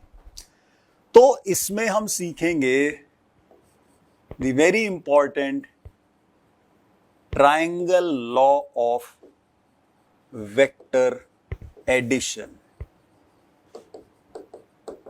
ठीक है भाई, triangle law of vector addition. तो इसमें मैं किसी एक वेक्टर का जो है एग्जांपल लेके चलता हूं। सबसे आसान एक वेक्टर हम ले लेते हैं, डिस्प्लेसमेंट वाला। ठीक है, मान लो भाई कि एक आदमी यहां था, ये इसका घर है मान लो। तो यहां पे वो घर से अपने सुबह 8 बजे निकला और ये मान लो कि 10 बजे वो अपने ऑफिस यहां पे पाया गया। ठीक है ना। अब यहां से यहां जिस भी रास्ते से आया हो, डिस्प्लेसमेंट जो है वो डायरेक्ट ये एरो रिप्रेजेंट करेगा। ठीक है भाई, तो सुबह के इन 2 घंटों में 8 बजे से 10 बजे में ये उसका डिस्प्लेसमेंट वेक्टर है। और फिर कुछ देर बाद वो ऑफिस के किसी काम से यहां पहुंच गया मान लो। ठीक है, दोपहर के वक्त वो यहां पाया गया, तो उसका डिस्प्लेसमेंट जो है वो इस दूसरे पार्ट में, मान लो 10 बजे वो यहां था और दोपहर में 2 बजे यहां था, तो 10 बजे से 2 बजे तक उसका डिस्प्लेसमेंट ये हो गया। ठीक है भाई, ये मान लो पॉइंट P है, ये वाला Q है और ये पॉइंट S है। तो PQ डिस्प्लेसमेंट है सुबह 8 से 10 बजे तक, QS डिस्प्लेसमेंट है सुबह के 10 बजे से दोपहर के 2 बजे तक का। अब अगर ये पूछा जाए कि भाई उसका डिस्प्लेसमेंट सुबह के 8 बजे से दोपहर के 2 बजे तक कितना है। सुबह के 8 बजे वो यहां था, 2 बजे वो वहां है, तो सुबह के 8 बजे से दोपहर के 2 बजे तक P से S तक को हम स्ट्रेट ज्वाइन कर देंगे बिल्कुल और लगा देंगे एरो। तो ये उसका टोटल डिस्प्लेसमेंट हो गया सुबह 8 बजे से दोपहर के 2 बजे का। ठीक है ना। तो अब तुम समझ सकते हो कि ये जो दो डिस्प्लेसमेंट हैं, P से Q और Q से S, ये दो डिस्प्लेसमेंट मिला के इस अकेले डिस्प्लेसमेंट के बराबर है। ठीक है ना। और बस यही है triangle law of vector addition. क्या कि भाई अगर हम दो वेक्टर्स को इस तरह से अरेंज करें, मान लो ये PQ को मैंने बोल दिया वेक्टर A, किस तरह से अरेंज करें कि एक वेक्टर के एरो हेड पे दूसरे वेक्टर का टेल आए। ये वेक्टर B का टेल A के एरो हेड पे आ गया। Then a vector starting from the tail of first vector and ending at the arrowhead of second vector will be called their resultant vector। ठीक है, दोबारा से समझ लो कि we arrange two vectors such that the arrowhead such that the tail of the second vector B is at arrowhead of first vector A। इस तरह से हमने दो वेक्टर को अरेंज किया। Then a vector starting from the tail end of first vector A and ending at the arrowhead of second vector B will be called their resultant vector। इसको अगर हम मैथमेटिकली लिखना चाहें तो वेक्टर की भाषा में इसको लिखा जाएगा vector A plus vector B is equal to vector R। ठीक है भाई, तो ये है triangle law of vector addition. अब देखो triangle law of vector addition से हमें ए और बी का ये रिजल्टेंट वेक्टर यहां पे डायग्राम में नजर आ रहा है। लेकिन अगर मान लो ऐसा हो कि हमें वेक्टर ए और बी के बीच में कोई एंगल बता दिया गया है। बाय द वे इस डायग्राम में ए और बी के बीच का जो एंगल है वो एक्यूट है या ऑब्ट्यूज। अब तुम्हें अच्छी तरह से पता होगा कि भाई हमें एरो हेड की डायरेक्शन देखनी है। So this is the angle between the to vector, इसको मैं थीटा मार्क कर रहा हूं, ए और बी के बीच का एंगल यहां पे ये थीटा है, ठीक है। तो अगर हमें वेक्टर ए और बी जो है इनके मैग्नीट्यूड बताएं, bye the way vector A और वेक्टर बी के मैग्नीट्यूड को रिप्रेजेंट करने का मैं तुम्हें एक और तरीका बता देता हूं। इसको मैग्नीट्यूड को रिप्रेजेंट करने के लिए ना हम क्या करते हैं, वेक्टर ए के दोनों तरफ ये दो लाइन खींच देते हैं। ये क्या बता रहा है हमें, ये हमें दो चीजें बता रहा है, एक तो ए के ऊपर एरो लगा हुआ है मतलब ए इज अ वेक्टर क्वांटिटी, और फिर ये दोनों तरफ ये बार लगा दी, इसका मतलब मैग्नीट्यूड ऑफ ए, ठीक है। तो मैग्नीट्यूड ऑफ ए, अच्छा मैग्नीट्यूड ऑफ ए को रिप्रेजेंट करने का एक और तरीका क्या है कि तुम सिंपली ए लिख दो बस। ये भी मैग्नीट्यूड ऑफ ए बता रहा है, ये भी मैग्नीट्यूड ऑफ ए बता रहा है, लिख देता हूं मैं, दिस इज मैग्नीट्यूड ऑफ ए। उसको रिप्रेजेंट करने के दो तरीके हैं, इसको कब इस्तेमाल करते हैं और इसको कब इस्तेमाल करते हैं। तो ये मैं कह दूं कि भाई मान लो कि वेक्टर ए का जिक्र हम पहली बार कर रहे हैं, अभी पता नहीं कि वेक्टर ए जो है वो वेक्टर है कि नहीं है, तो तुम्हें पूरा ऐसा लिखना चाहिए। ऐसा लिखने से दो बातें हो गई कि भाई ए वेक्टर है और ये उसका मैग्नीट्यूड है। और जब हम दो तीन बार बात कर चुके हैं कि भाई ए वेक्टर है, ए वेक्टर है, उस केस में मैं सिंपली ए लिखूंगा, उससे भी काम चल जाएगा कि भाई ये वेक्टर ए का मैग्नीट्यूड है। तो जैसी सिचुएशन हो उसके मुताबिक तुम ये या ये इसका इस्तेमाल कर सकते हो, ठीक है ना। फर्स्ट टाइम के लिए ये यूज किया जाएगा, लेकिन बार बार हम इस्तेमाल कर रहे हैं तो इससे काम चल जाएगा, ये लिखने में ज्यादा आसान पड़ता है। ओके, तो जैसा कि हम डायग्राम में देख रहे हैं कि ए और बी वेक्टर हैं, तो हम सिंपली इससे काम चला लेंगे। अगर मुझे बी का मैग्नीट्यूड लिखना होगा तो मैं सिंपली बी लिख दूंगा।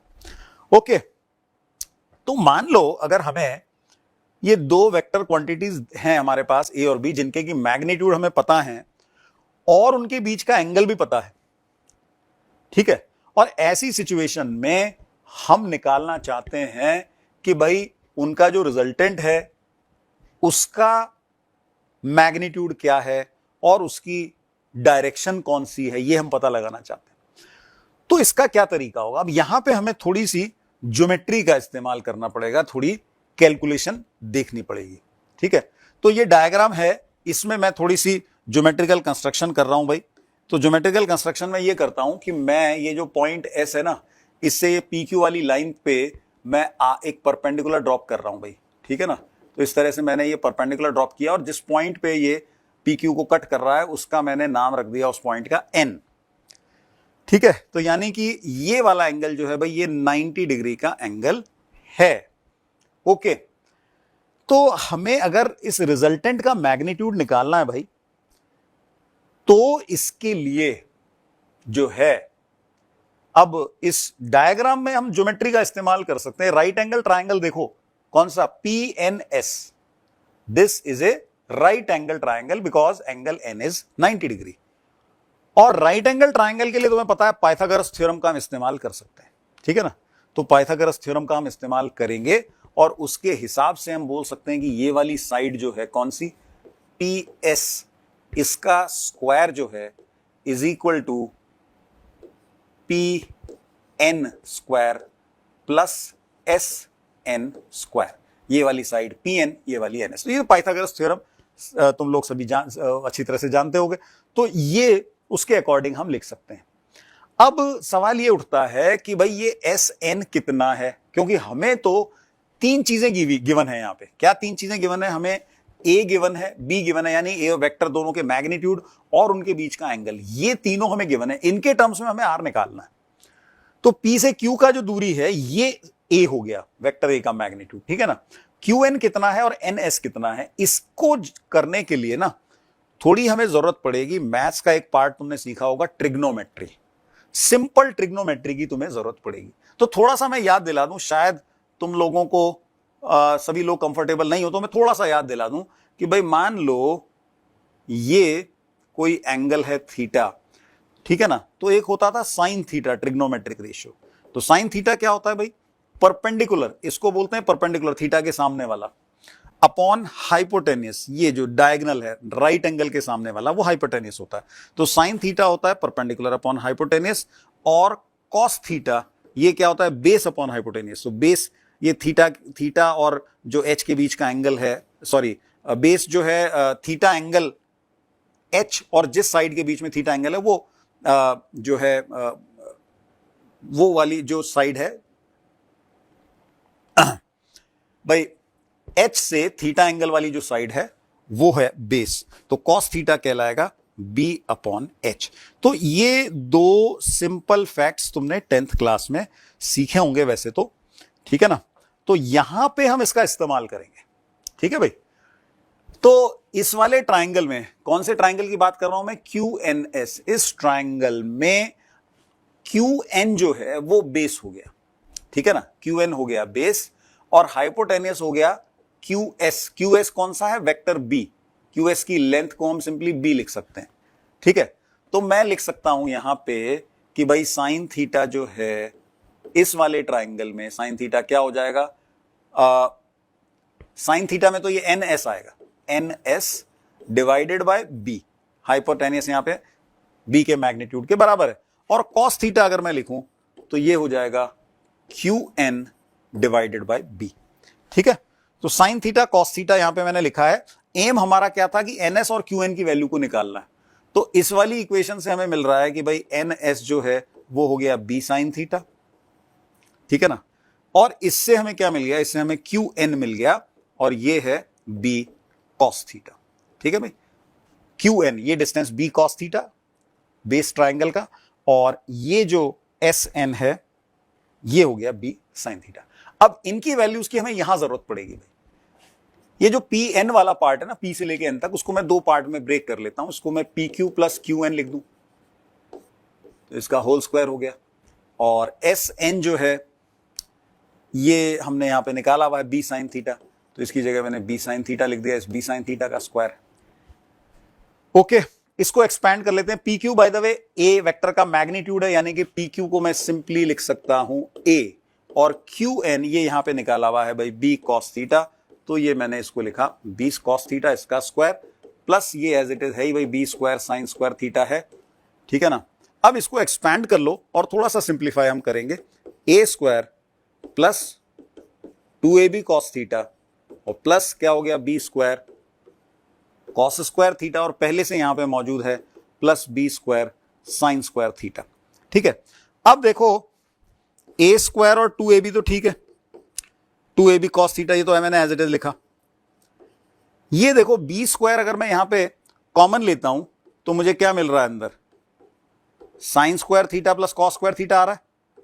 और ये तुमने सुना होगा किसके बराबर होता है भाई, sign square theta plus cos square theta is 1। ये ट्रिग्नोमेट्री का एक हमारा बेसिक फॉर्मूला है।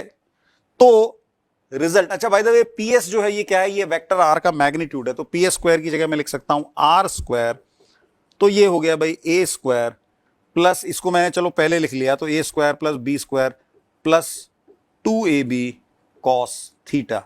Very important result. तो ये रिजल्ट फिजिक्स का एक तरीके से समझ लो कि बड़ा इंपॉर्टेंट फॉर्मूला। वैसे तो जो वेक्टर में हम पढ़ रहे हैं ना भाई, ये देखा जाए तो एक तरीके से मैथ्स का पार्ट होता है। मैथ्स में भी तुम जो है 12th क्लास में वेक्टर्स का चैप्टर आएगा तुम्हारे, और मैथ्स में ऑफकोर्स तुम बहुत ज्यादा डिटेल में पढ़ोगे। यहां पे हम क्या है कि फिजिक्स पढ़ने की तैयारी कर रहे हैं और हमें वेक्टर की बहुत अर्जेंट जरूरत है, इसलिए हम मैथ्स वाली चीज थोड़ी यहां पे सीख रहे हैं। तो ये एक जो है बड़ा इंपॉर्टेंट रिजल्ट है वेक्टर का, जो कि बार बार हमें इसकी जरूरत पड़ती है फिजिक्स में, ठीक है। तो ये फॉर्मूला क्या बता रहा है हमें, ये फॉर्मूला हमें बता रहा है कि भाई दो वेक्टर हैं A और B, जिनके बीच का एंगल है थीटा। रिमेंबर ये मैंने बताया था कि शुरू में हमें ये तीन चीजें दी हुई हैं, और इनके टर्म्स में हमें रिजल्टेंट का मैग्नीट्यूड निकालना है। तो हमने ये इक्वेशन लिख दी कि भाई R square is equal to, लिख क्या दी बल्कि डिराइव की है, R square is equal to A square plus B square plus 2AB cos theta. तो जो दो वेक्टर्स का रिजल्टेंट है उसका मैग्नीट्यूड सिर्फ दोनों वेक्टर्स के मैग्नीट्यूड पे ही डिपेंड नहीं करता है, बल्कि उनके बीच के एंगल पे भी डिपेंड करता है। फॉर्मूले में थीटा भी आ रहा है, ठीक है। तो अब देखो कि भाई ये जो फॉर्मूला है इसके क्या कॉन्सिक्वेंसेस हैं, इसके बारे में हम थोड़ा और जानने की कोशिश करेंगे। भाई लेट्स से मैं ऐसा करूं कि A और B की वैल्यू को फिक्स कर दूं, A का मैग्नीट्यूड और B का मैग्नीट्यूड जो है वो दोनों फिक्स कर दिए मैंने, और दोनों के बीच के एंगल को मैं चेंज कर रहा हूं। सिर्फ A और B के बीच के एंगल को अगर मैं चेंज कर रहा हूं तो जो है आर की वैल्यू किस तरह से बदलती है वो मैं देखना चाहता हूं। हम ऐसा करते हैं, आर की मिनिमम और मैक्सिमम वैल्यू निकालते हैं, ठीक है। तो चलो इसको मैंने थोड़ा ऊपर बढ़ा दिया। डेरिवेशन उतना महत्वपूर्ण हमारे लिए नहीं है जितना कि ये वाला रिजल्ट है।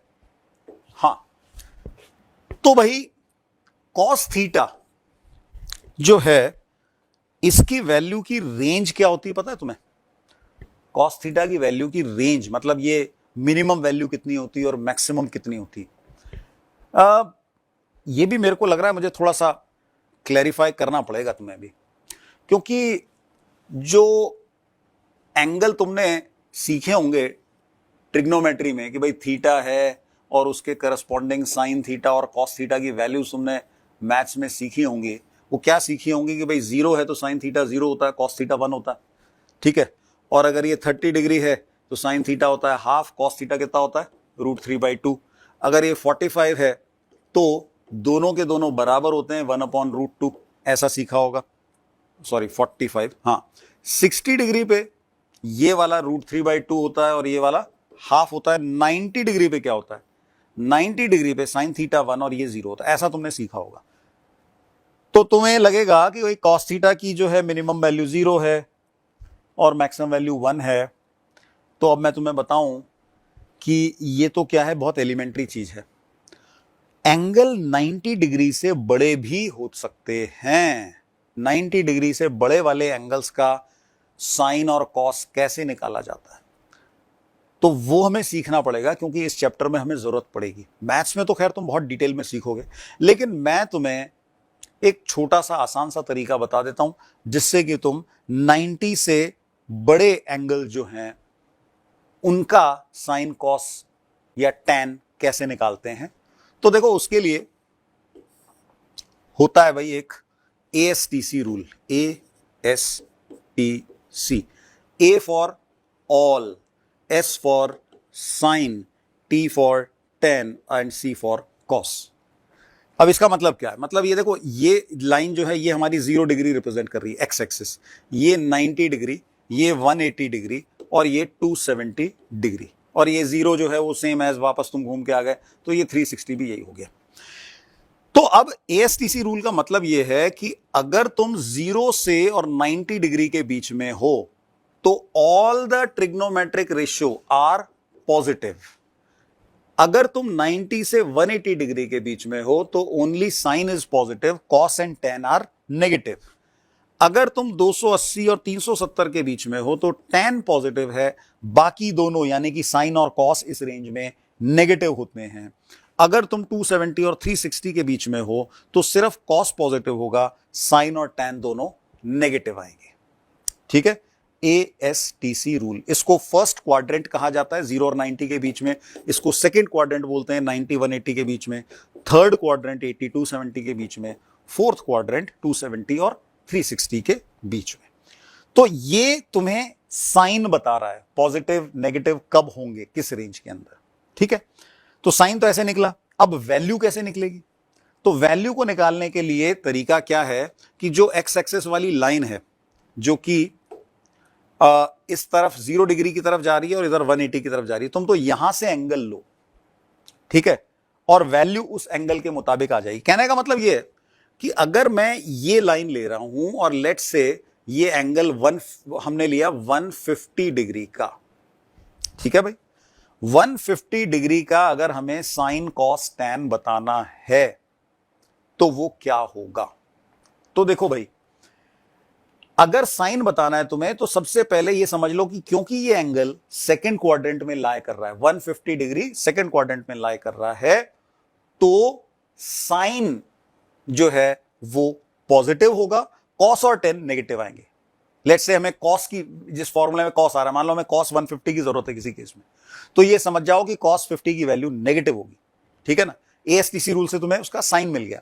अब वैल्यू कितनी है तो उसके लिए रूल ये है कि एक्स एक्सिस जो है 0 180 वाली लाइन, वहां से छोटे वाला एंगल ले लो, तो ये 150 है तो बचा हुआ एंगल 30 डिग्री हो गया, बस cos 30 डिग्री ये इसकी वैल्यू आएगी। तो कहने का मतलब ये हुआ कि भाई cos of 150 degree will be first of all negative according to ASTC rule, and secondly its value will be equal to cos 30। और cos 30 तुम्हें पता है कितना है भाई, √3/2। तो you can say that cos 150 is negative √3/2। तो इस तरह से ASTC रूल की हेल्प से तुम किसी भी एंगल का साइन cos tan की वैल्यू बता सकते हो।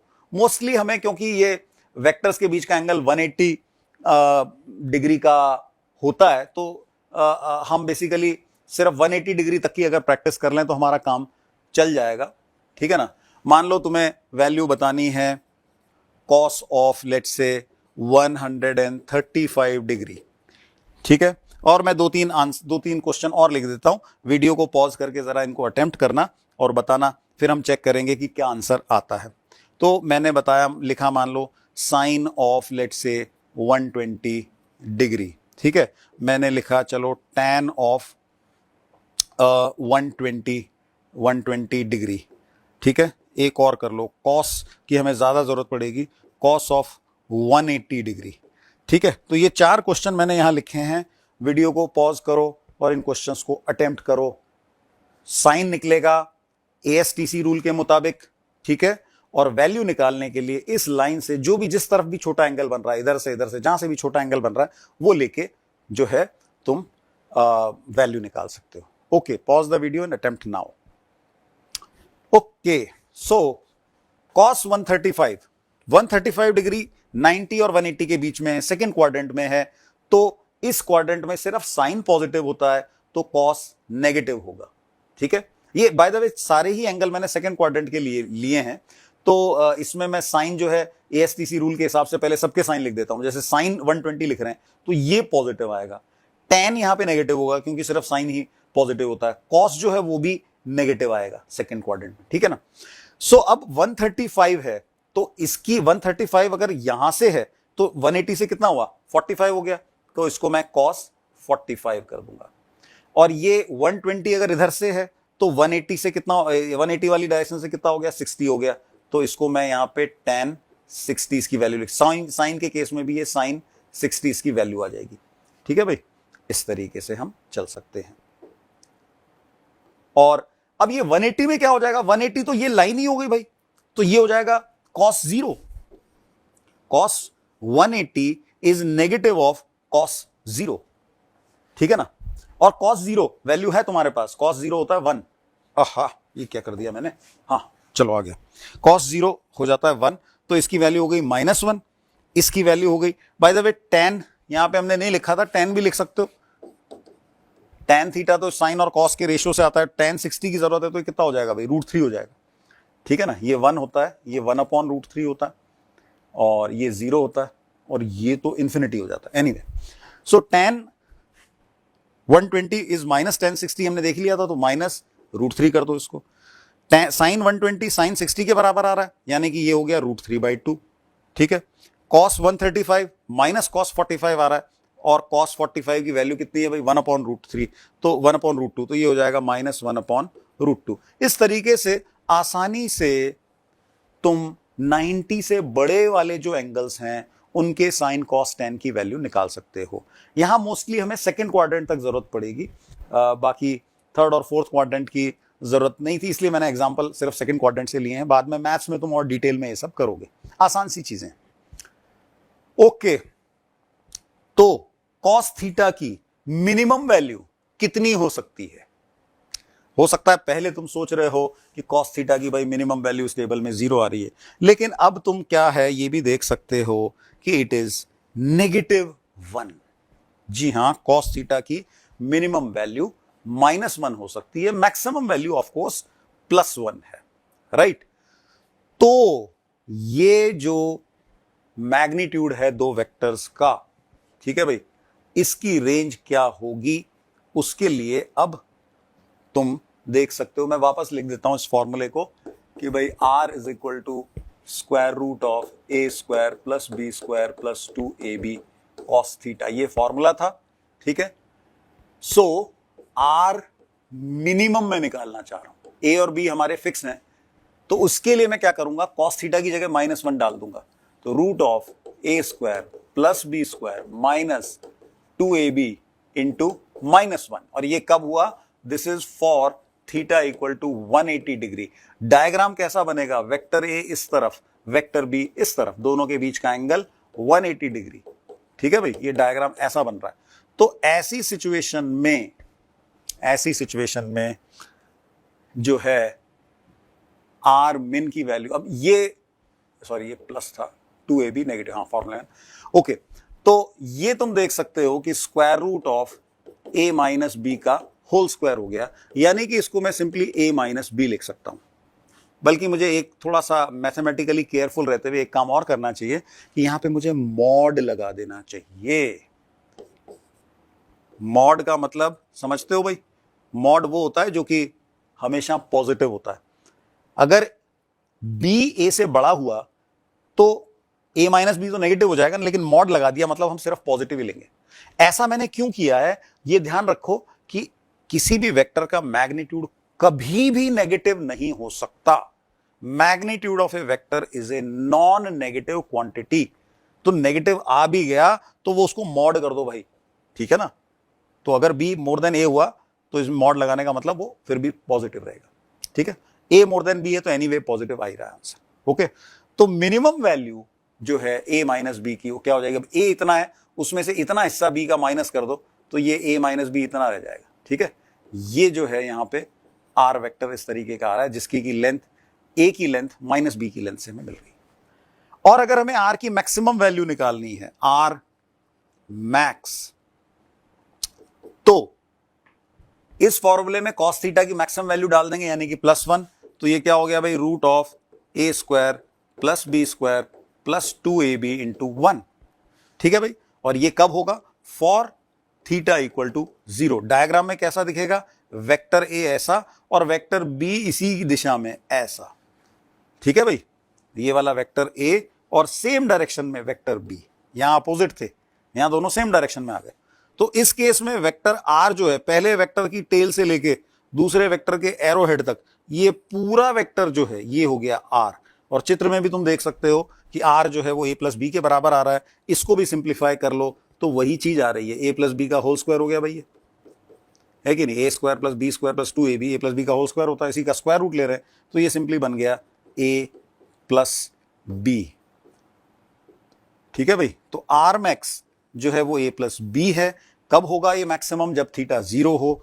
r मिन a माइनस बी है, ये कब होगा, जब वेक्टर्स के बीच का एंगल है 180, यानी कि विपरीत दिशा में वेक्टर्स हैं तब, ओके। तो दो वेक्टर्स जिनके मैग्नीट्यूड a और b हैं, ठीक है, उनकी वैल्यू, उनके रिजल्टेंट की रेंज क्या है। जैसे मान लो एक वेक्टर a का मैग्नीट्यूड किसी प्रॉब्लम में 5 दिया हुआ है, वेक्टर b का मैग्नीट्यूड हमें 3 दिया हुआ है, तो जो r है भाई, इसकी मैक्सिमम पॉसिबल मैग्नीट्यूड इसका जो है a प्लस बी, यानी कि 8 होगा, ठीक है। r हम कह सकते हैं विल बी लेस देन और इक्वल टू 8। इक्वल टू 8 तब होगा जब 0 डिग्री का एंगल हो, अदरवाइज उससे कम भी हो सकता है। और minimum value a minus B होगी, यानी कि r की वैल्यू 2 के बराबर हो सकती है या उससे ज्यादा हो सकती है, 2 से कम हरगिज नहीं हो सकती, 8 से ज्यादा हरगिज नहीं हो सकती, किसी भी केस में नहीं हो सकती, ठीक है। तो इस तरह के दो वेक्टर्स अगर तुम्हें दिए हुए हैं तो इस तरीके से तुम लिख सकते हो। मतलब जनरल बात करें तो मैंने इस एग्जांपल के अकॉर्डिंग लिखा था, जनरल बात करें हम तो R magnitude of r is always less than equal to a plus B and it is more than equal to mod of a minus B. ये तो ये हमें रिजल्टेंट की एक रेंज मिल रही है। तो देखो वेक्टर्स और स्केलर में कितना अंतर है। अगर स्केलर्स जो है उनको ऐड और सब्ट्रैक्ट हम जस्ट ऑर्डिनरी नंबर्स के तरीके से करते हैं, तो अगर a और b दो स्केलर हैं, एक की वैल्यू 5 और एक की वैल्यू 3 है, तो दोनों के एडिशन से हमें क्या मिलेगा, 8 मिलेगा, पक्का फिक्स, और कोई वैल्यू नहीं मिलेगी, ठीक है ना। दो नंबर है 5 और 8, तो उनका रिजल्टेंट यानी कि उनका जो एडिशन है वो हमें 8 ही देगा। लेकिन वेक्टर्स के केस में एक वेक्टर का मैग्नीट्यूड 5, दूसरे का 3 है, तो उनकी रिजल्टेंट का मैग्नीट्यूड जो है 2 से लेके 8 के बीच में कुछ भी हो सकता है, depending upon the angle between the two vectors. हाँ भाई, तो दो वेक्टर्स का जो रिजल्टेंट है उसकी वैल्यू उनके मैग्नीट्यूड पे तो डिपेंड करती है, साथ साथ दिशा से भी निर्धारित होती है। दोनों वेक्टर्स के बीच का एंगल कितना है उससे भी डिसाइड होती है। अगर दोनों के बीच का एंगल 0 है, यानी कि दोनों पैरेलल है, तो ये मैक्सिमम आ जाएगा 8। और अगर दोनों वेक्टर्स के बीच का एंगल 180 डिग्री है, तो ये मिनिमम होगा 0। दोनों के बीच में कोई और एंगल है तो उसके अकॉर्डिंग 2 से 8 के बीच में कोई भी वैल्यू आ सकती है, जो कि हम इस फॉर्मूले से कैलकुलेट करके निकाल सकते हैं। तो ये एक एग्जांपल हम लेते हैं भाई, जेई मेन 2023 का। वैसे तो क्या है कि वेक्टर टॉपिक से बहुत कम क्वेश्चन आते हैं, जेई एडवांस में तो मैंने कोई क्वेश्चन देखा ही नहीं। जेई मेन का एक क्वेश्चन मुझे मिला है, तो इसको करके देखते हैं। बहुत ही आसान क्वेश्चन है, जो फॉर्मूला हमने सीखा है उसको हम अप्लाई करके देख सकते हैं। तो okay, you can pause the video, attempt this, और उसके बाद मैं तुम्हें सॉल्यूशन बताऊंगा। ओके, तो हम देखते हैं कि इस क्वेश्चन का क्या सॉल्यूशन होगा। Two forces having magnitude A and A/2 are perpendicular to each other. Magnitude of their resultant is. तो दो वेक्टर्स का अगर हमें रिजल्टेंट लेना है तो हम क्या कर सकते हैं भाई, परपेंडिकुलर हैं। एक वेक्टर हमने ऐसे बना लिया, इसका मैग्नीट्यूड क्वेश्चन में A बताया गया है, दूसरा वेक्टर इसके परपेंडिकुलर है, तो उसको मैंने इससे करीब आधी लेंथ का बनाया है A/2। ठीक है ना। पहले वाले वेक्टर के एरो हेड पे दूसरे का टेल आ गया, तो रिजल्टेंट क्या होगा भाई, रिजल्टेंट हो गया ये वाला वेक्टर। ठीक है। अब देखो, इसके लिए जो हमारे पास फॉर्मूले से हमने निकाला था, मैं उससे भी बताऊंगा और इसको दूसरे तरीके से भी बताऊंगा। फॉर्मूला हमारे पास ये था भाई कि vector R is equal to resultant R is equal to A square plus B square plus 2ab cos theta. अब यहां पे एक वेक्टर तो ए ही है, वेक्टर बी की जगह लेंथ हमारे पास A/2 है, तो वैल्यूज पुट करते जाते हैं। ए स्क्वायर, बी की जगह हमने A/2 पुट कर दिया, तो A/2 का स्क्वायर प्लस 2 टाइम्स ए, बी की जगह A/2। एंगल दोनों वेक्टर्स के बीच में कितना है, क्वेश्चन लिखा हुआ है कि they are perpendicular to each other, तो कॉस ऑफ 90 डिग्री। कॉस 90 0 होता है, तो यानी कि ये वाली जो टर्म है ये तो 0 ही होगी, क्योंकि cos 90 0 है। बचा हुआ जो पार्ट है उसको हम देख सकते हैं इजीली। तो स्क्वायर रूट ऑफ ये a स्क्वायर हो गया, ये हो गया a²/4, दोनों को ऐड करोगे 5a²/4, तो फाइनल आंसर हम लिख सकते हैं √5a/2, क्योंकि 4 का स्क्वायर रूट 2 हो गया। तो करेक्ट आंसर इसमें जो है वो C आ रहा है, √5a/2। ठीक है। तो ये तो हमने इसको जो फॉर्मूला हमने सीखा है उससे हमने इसको करके देखा। और हम इसको डायरेक्ट कैसे कर सकते थे, क्योंकि ये एंगल 90 डिग्री का है, दोनों वेक्टर्स के बीच का एंगल 90 डिग्री का है, तो ये एक राइट एंगल ट्राइंगल बन रहा है। इसकी लेंथ तुम पाइथागोरस थ्योरम से निकाल के भी लिख सकते हो, है कि नहीं। 90 डिग्री का अगर एंगल है तो उसका ये फायदा है। और पाइथागोरस से तुम लिख सकते हो कि भाई अगर ये r है तो ये r का स्क्वायर जो है क्या होगा, a² प्लस दूसरी साइड A/2 इसका स्क्वायर, और इससे ये जो है 5a²/4 आ रहा है, और r की वैल्यू तुम निकालोगे तो सेम रिजल्ट तुम्हें मिल जाएगा √5a/2। यानी कि ज्योमेट्री से हम देख सकते हैं और फॉर्मूले से भी हम देख सकते हैं। बहुत ही आसान क्वेश्चन जेई मेन का। ऐसे क्वेश्चन जेई में मिल जाएं तो हमें छोड़ने नहीं चाहिए, है कि नहीं। ओके, तो अब देखो, एक मैंने क्वेश्चन लिया है जो इससे थोड़ा सा चैलेंजिंग तुम्हें लगेगा, जेई का तो नहीं है, लेकिन फिर भी इस क्वेश्चन को जरा अटेम्प्ट करो। हमारे पास दो फोर्सेस हैं P and Q perpendicular to each other and their resultant is of magnitude R। कुछ डायग्राम मैं बना देता हूं, तुम्हारे लिए हिंट हो जाएगा। P एक वेक्टर है, दूसरा Q है, और जो रिजल्टेंट बनता है उसका मैग्नीट्यूड है R। ठीक है। When they are at an angle 180 to each other, resultant is of magnitude R/√2। तो 180 डिग्री का एंगल होगा, तो एक वेक्टर जो वेक्टर P है वो इस तरह से है, और वेक्टर Q 180 डिग्री के एंगल पे है, तो ये यहां से ऐसे है, ये वाला P, ये Q, और ये वेक्टर हो गया वेक्टर R, पहले वाले के टेल से दूसरे वाले के एरोहेड पर। ठीक है ना। दोनों वेक्टर्स के बीच का एंगल तुम देख सकते हो 180 डिग्री का है। ये वेक्टर Q P से ऑपोजिट डायरेक्शन में है। तो इस केस में जो R है, इसमें यहां पे जो रिजल्टेंट वैल्यू है ये R नहीं है, ये R/√2 √2 है।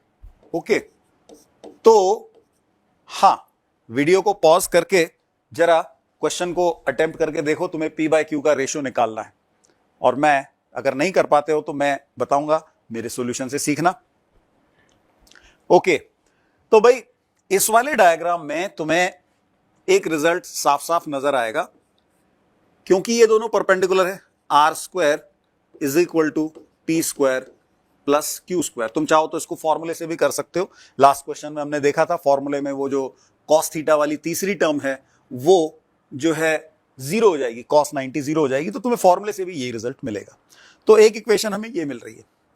यहां पे अगर हम देखें तो क्या रिजल्ट हमें मिल रहा है, अगर एंगल 180 डिग्री का है तो ये वो केस हो गया जब दो वेक्टर्स का जो रिजल्टेंट है वो मिनिमम होता है, और वो रिजल्टेंट की वैल्यू कितनी होती है, वो सिंपली उनके डिफरेंस के बराबर होती है, P माइनस क्यू। P मैंने यहां पे बड़ा वेक्टर लिया है तो बड़े में से छोटे को हमने सब्ट्रैक्ट किया, P माइनस क्यू ये वैल्यू आ जाएगी। फॉर्मूले में भी अगर हम पुट करेंगे थीटा को 180 पुट करके तो यही रिजल्ट आएगा, पर ये एक स्पेशल केस है तो हमें डायरेक्ट इसको यूज कर सकते हैं कि भाई जब थीटा 180 है तो जो रिजल्टेंट है वो दोनों के डिफरेंस के बराबर होता है और ये मिनिमम है। अकॉर्डिंग टू द क्वेश्चन इसकी वैल्यू है r/√2। तो हमारे पास ये दो इक्वेशंस हैं और इनकी हेल्प से हमें P/Q का जो है रेशियो निकालना है। बाकी का काम जो है मैथमेटिकल मैनिपुलेशन है, हम करके देख लेते हैं इसको। तो भाई हम क्या कर सकते हैं, यहां पे इसका स्क्वायर कर लेते हैं, क्योंकि इस तरफ स्क्वायर आ ही रहे हैं।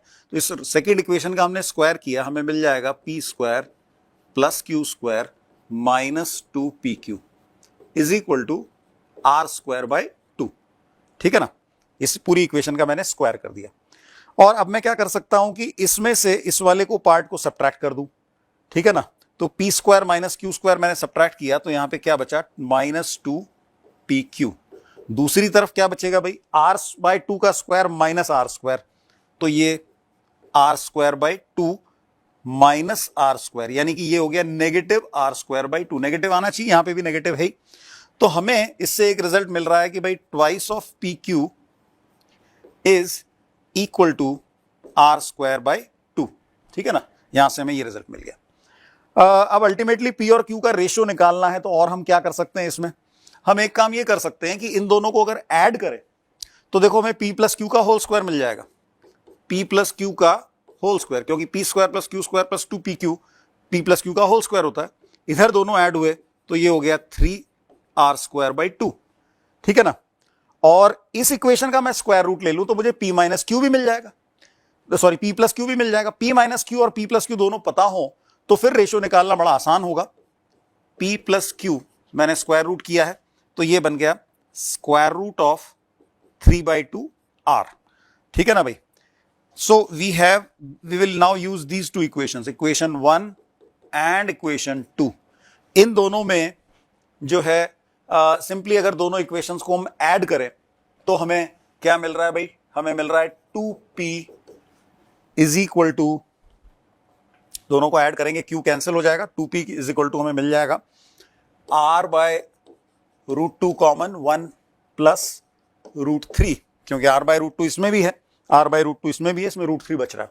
और P इन दोनों को सब्ट्रैक्ट करूं मैं अगर, इक्वेशन 1 माइनस इक्वेशन 2, तो मुझे मिल जाएगा 2Q, और 2Q की वैल्यू आ जाएगी इसी तरीके से सब्ट्रैक्ट करने पे r/√2, और ये हो जाएगा √3 माइनस 1। ठीक है ना, और इन दोनों को डिवाइड करके हमें रिक्वायर्ड रेशियो मिल जाएगा। तो हम कह सकते हैं कि भाई P/Q will be equal to √3 plus 1 divided by √3 minus 1। तो इस तरीके से हम प्रॉब्लम को सॉल्व कर सकते हैं। ठीक है ना, फॉर्मूले से भी इस केस में हम जो है वेक्टर्स के बीच का एंगल 90 डिग्री है, तो इसलिए बिना फॉर्मूले के भी हम कर पाए, और 180 है, ये भी हमारा स्टैंडर्ड केस है, तो बिना फॉर्मूले के हमने कर लिया। अदरवाइज हम फॉर्मूले को यूज करके भी निकाल सकते थे, और बाकी मैथमेटिकल मैनिपुलेशन से प्रॉब्लम आसानी से सॉल्व हो जाती। So this is the required answer. Let us now move forward. हाँ, तो देखो ट्राइंगल ऑफ वेक्टर एडिशन हमने सीखा। बात करते हैं ये जो, मुझे एक चीज ये बताओ कि भाई ये जो हमने फॉर्मूला लिखा था, क्या ये फॉर्मूला जो है a square plus B square plus 2ab cos theta, क्या ये फॉर्मूला हमें रिजल्टेंट की कंप्लीट जानकारी दे रहा है? ध्यान से सोचो, इससे हमें कंप्लीट जानकारी नहीं मिल रही है।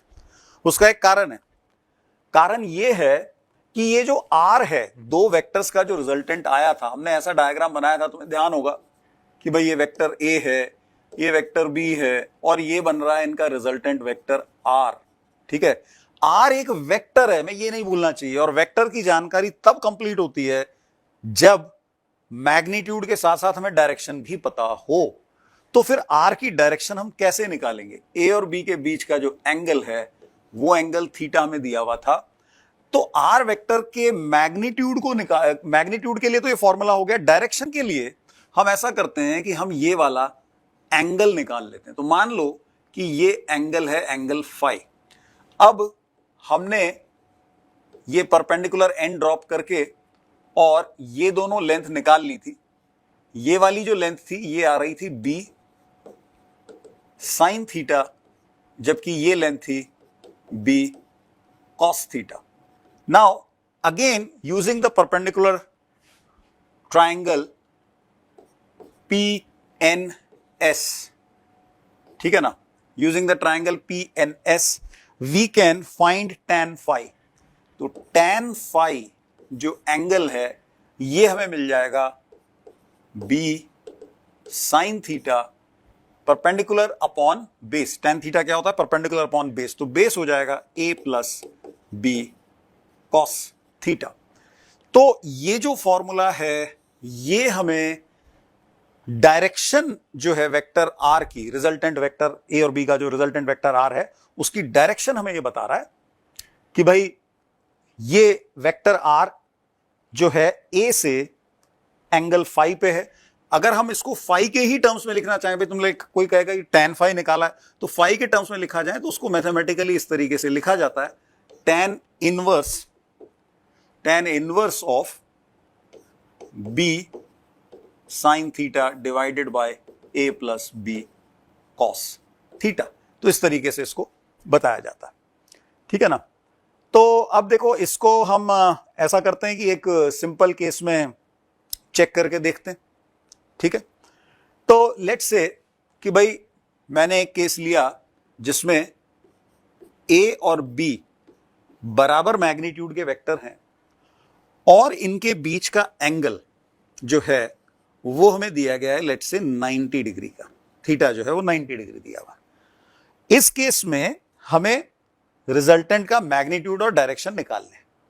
ठीक है भाई, तो हम क्या कर सकते हैं, वेक्टर ए मैंने बनाया, ये वेक्टर बी बनाया, इसका मैग्नीट्यूड ए है, ये जो बी है इसका भी मैग्नीट्यूड ए के बराबर है।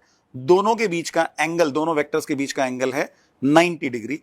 तो यहां से ये हमारे पास हो गया रिजल्टेंट। ठीक है ना। मैग्नीट्यूड निकालना है, very simple. If the angle is 90 degree you can straight away use the Pythagoras theorem and say that r is equal to square root of a square plus b square, but b is also equal to a। तो ये तुम देख सकते हो कि square root of 2a square यानी कि root 2a हो गया भाई। ओके, तो r की वैल्यू तो इस तरीके से निकल गई। डायरेक्शन, हमें ये वाला एंगल चाहिए कि भाई वेक्टर a से कितने एंगल पे r वेक्टर है। तो उसके लिए हम एक बार ये काम करते हैं कि इस फॉर्मूले से करके देखते हैं। ठीक है ना। तो tan phi निकालते हैं। tan इनवर्स क्या होता है, अगर तुम्हें ये नहीं पता है तो ये चीज मैथ्स में तुम डिटेल में सीखोगे, हमारे लिए इतना महत्वपूर्ण नहीं है, तुम डायरेक्ट इसी को यूज कर सकते हो। तो tan phi निकाल के हम देखते हैं कि भाई tan phi की जो वैल्यू है वो आ रही है b साइन थीटा। b की वैल्यू a के बराबर है। ठीक है भाई, साइन थीटा हमने लिया है 90 डिग्री का, divided by a plus b की जगह अगेन a और cos 90 degree. cos 90 of course होता है 0, sin 90 हो जाएगा 1, तो this becomes a by a, यानी कि ये 1 हो गया। tan phi इक्वल टू 1 आ रहा है, तो phi कितना आ रहा है, phi आ रहा है 45 डिग्री, एंगल phi 45 डिग्री आ रहा है। क्या ये सही है? तो अब अगर तुम्हें ट्राइंगल्स का ज्योमेट्री का बेसिक नॉलेज है तो तुम बड़ी आसानी से समझ सकते हो कि भाई ये एंगल, ये और ये साइड अगर दोनों बराबर हैं और ये एंगल 90 डिग्री का है तो ये आइसोसेलेस राइट एंगल ट्राइंगल हो गया। आइसोसेलेस राइट एंगल ट्राइंगल है तो उसमें ये एंगल 45 डिग्री का ही तो आएगा, है कि नहीं। तो इस तरीके से इस फॉर्मूले से हमें करेक्ट एंगल मिल जाता है, ठीक है ना। tan इनवर्स का मतलब सिंपली इतना ही है कि भाई वो एंगल जिसका कि tan जो है वो ये वैल्यू है, यानी कि जैसे हमने यहां पे निकाला ना, इसको सॉल्व करके 1 वैल्यू आए तो 1 किसका tan होता है, 145 डिग्री का tan होता है। यही मतलब है tan इनवर्स फंक्शन का, ठीक है।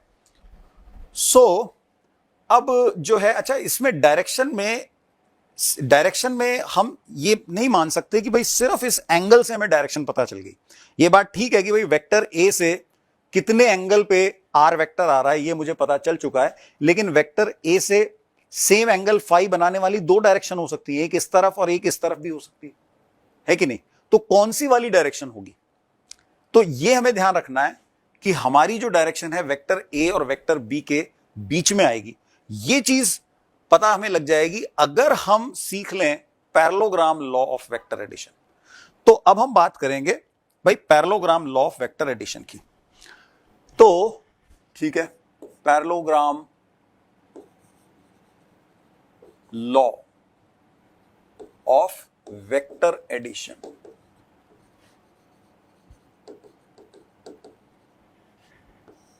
हां, तो जो हम सीख चुके हैं उसी से रिलेट करते हुए मैं बताऊंगा, और मैं ये तुम्हें ये भी बताऊंगा कि भाई कैसे ट्राइंगल लॉ और पैरेललोग्राम लॉ इक्विवेलेंट हैं, दोनों दरअसल एक ही बात बताते हैं।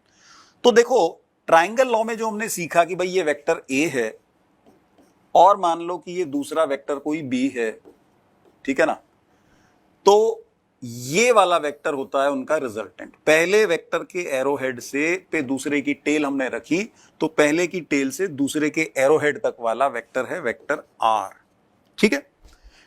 अब पैरेललोग्राम लॉ को अगर हमें यूज करना है तो हमें क्या करना होता है कि दोनों वेक्टर्स को अरेंज ऐसे करना है ताकि दोनों की टेल एक ही जगह पे आए।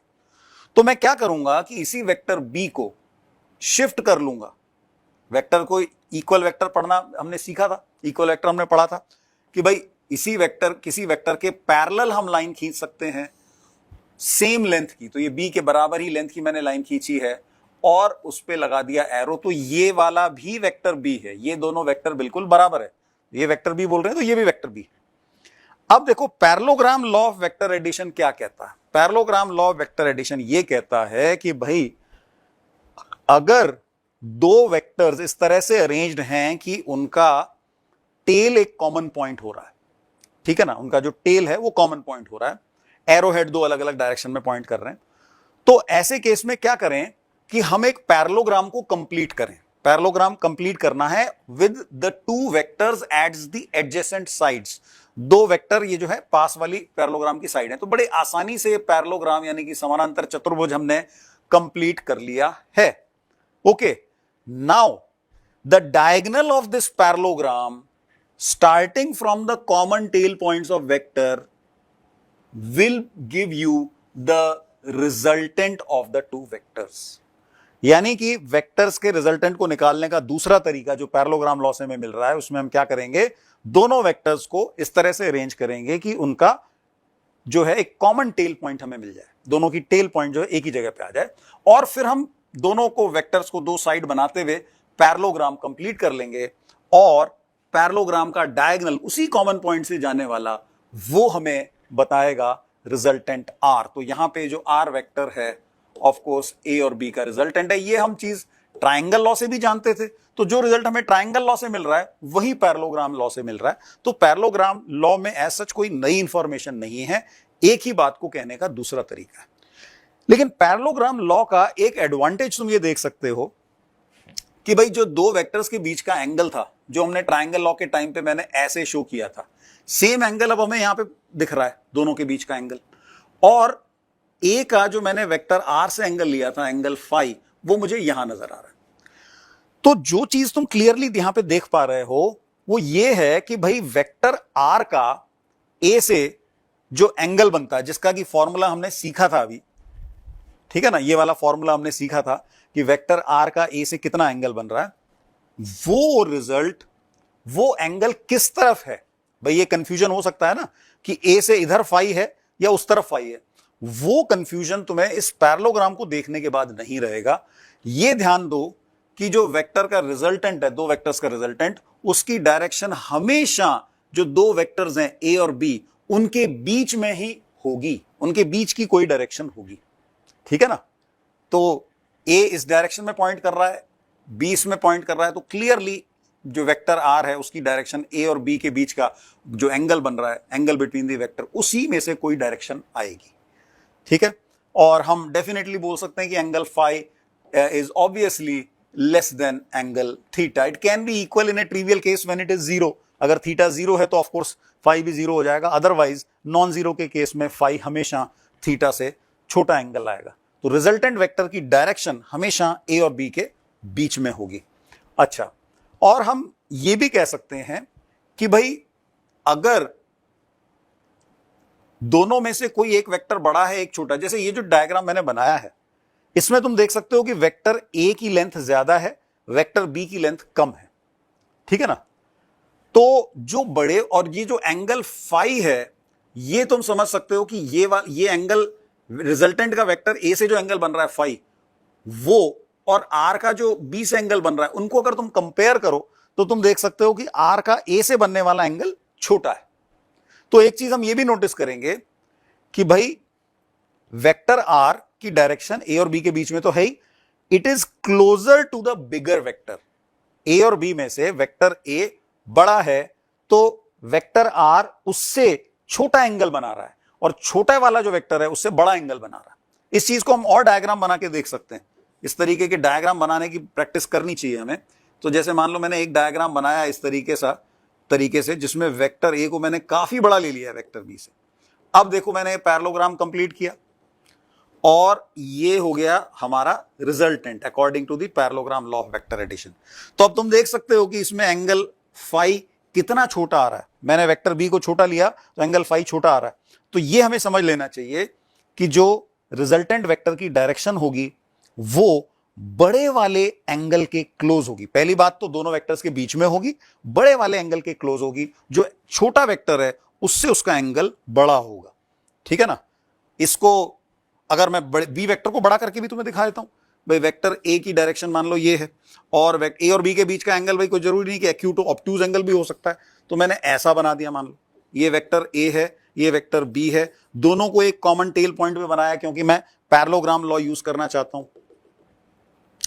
और इस तरीके से हमने पैरेललोग्राम को कंप्लीट किया और ये हो गया अकॉर्डिंग टू द पैरेललोग्राम, ये हो गया दोनों वेक्टर्स का रिजल्टेंट, ठीक है ना भाई। ये हो गया आर वेक्टर। तो अब तुम देखो अगेन, वेक्टर ए की डायरेक्शन ये, वेक्टर बी की डायरेक्शन ये, वेक्टर आर दोनों के बीच में आ रहा है, वेक्टर आर की डायरेक्शन दोनों के बीच में, पहली बात। दूसरी बात कि जो हमारा छोटा वेक्टर है, इस केस में वेक्टर आर है, उससे जो एंगल बन रहा है वो तो बड़ा एंगल बन रहा है, और जो बड़ा वेक्टर है बी, उससे एंगल छोटा बन रहा है, ठीक है।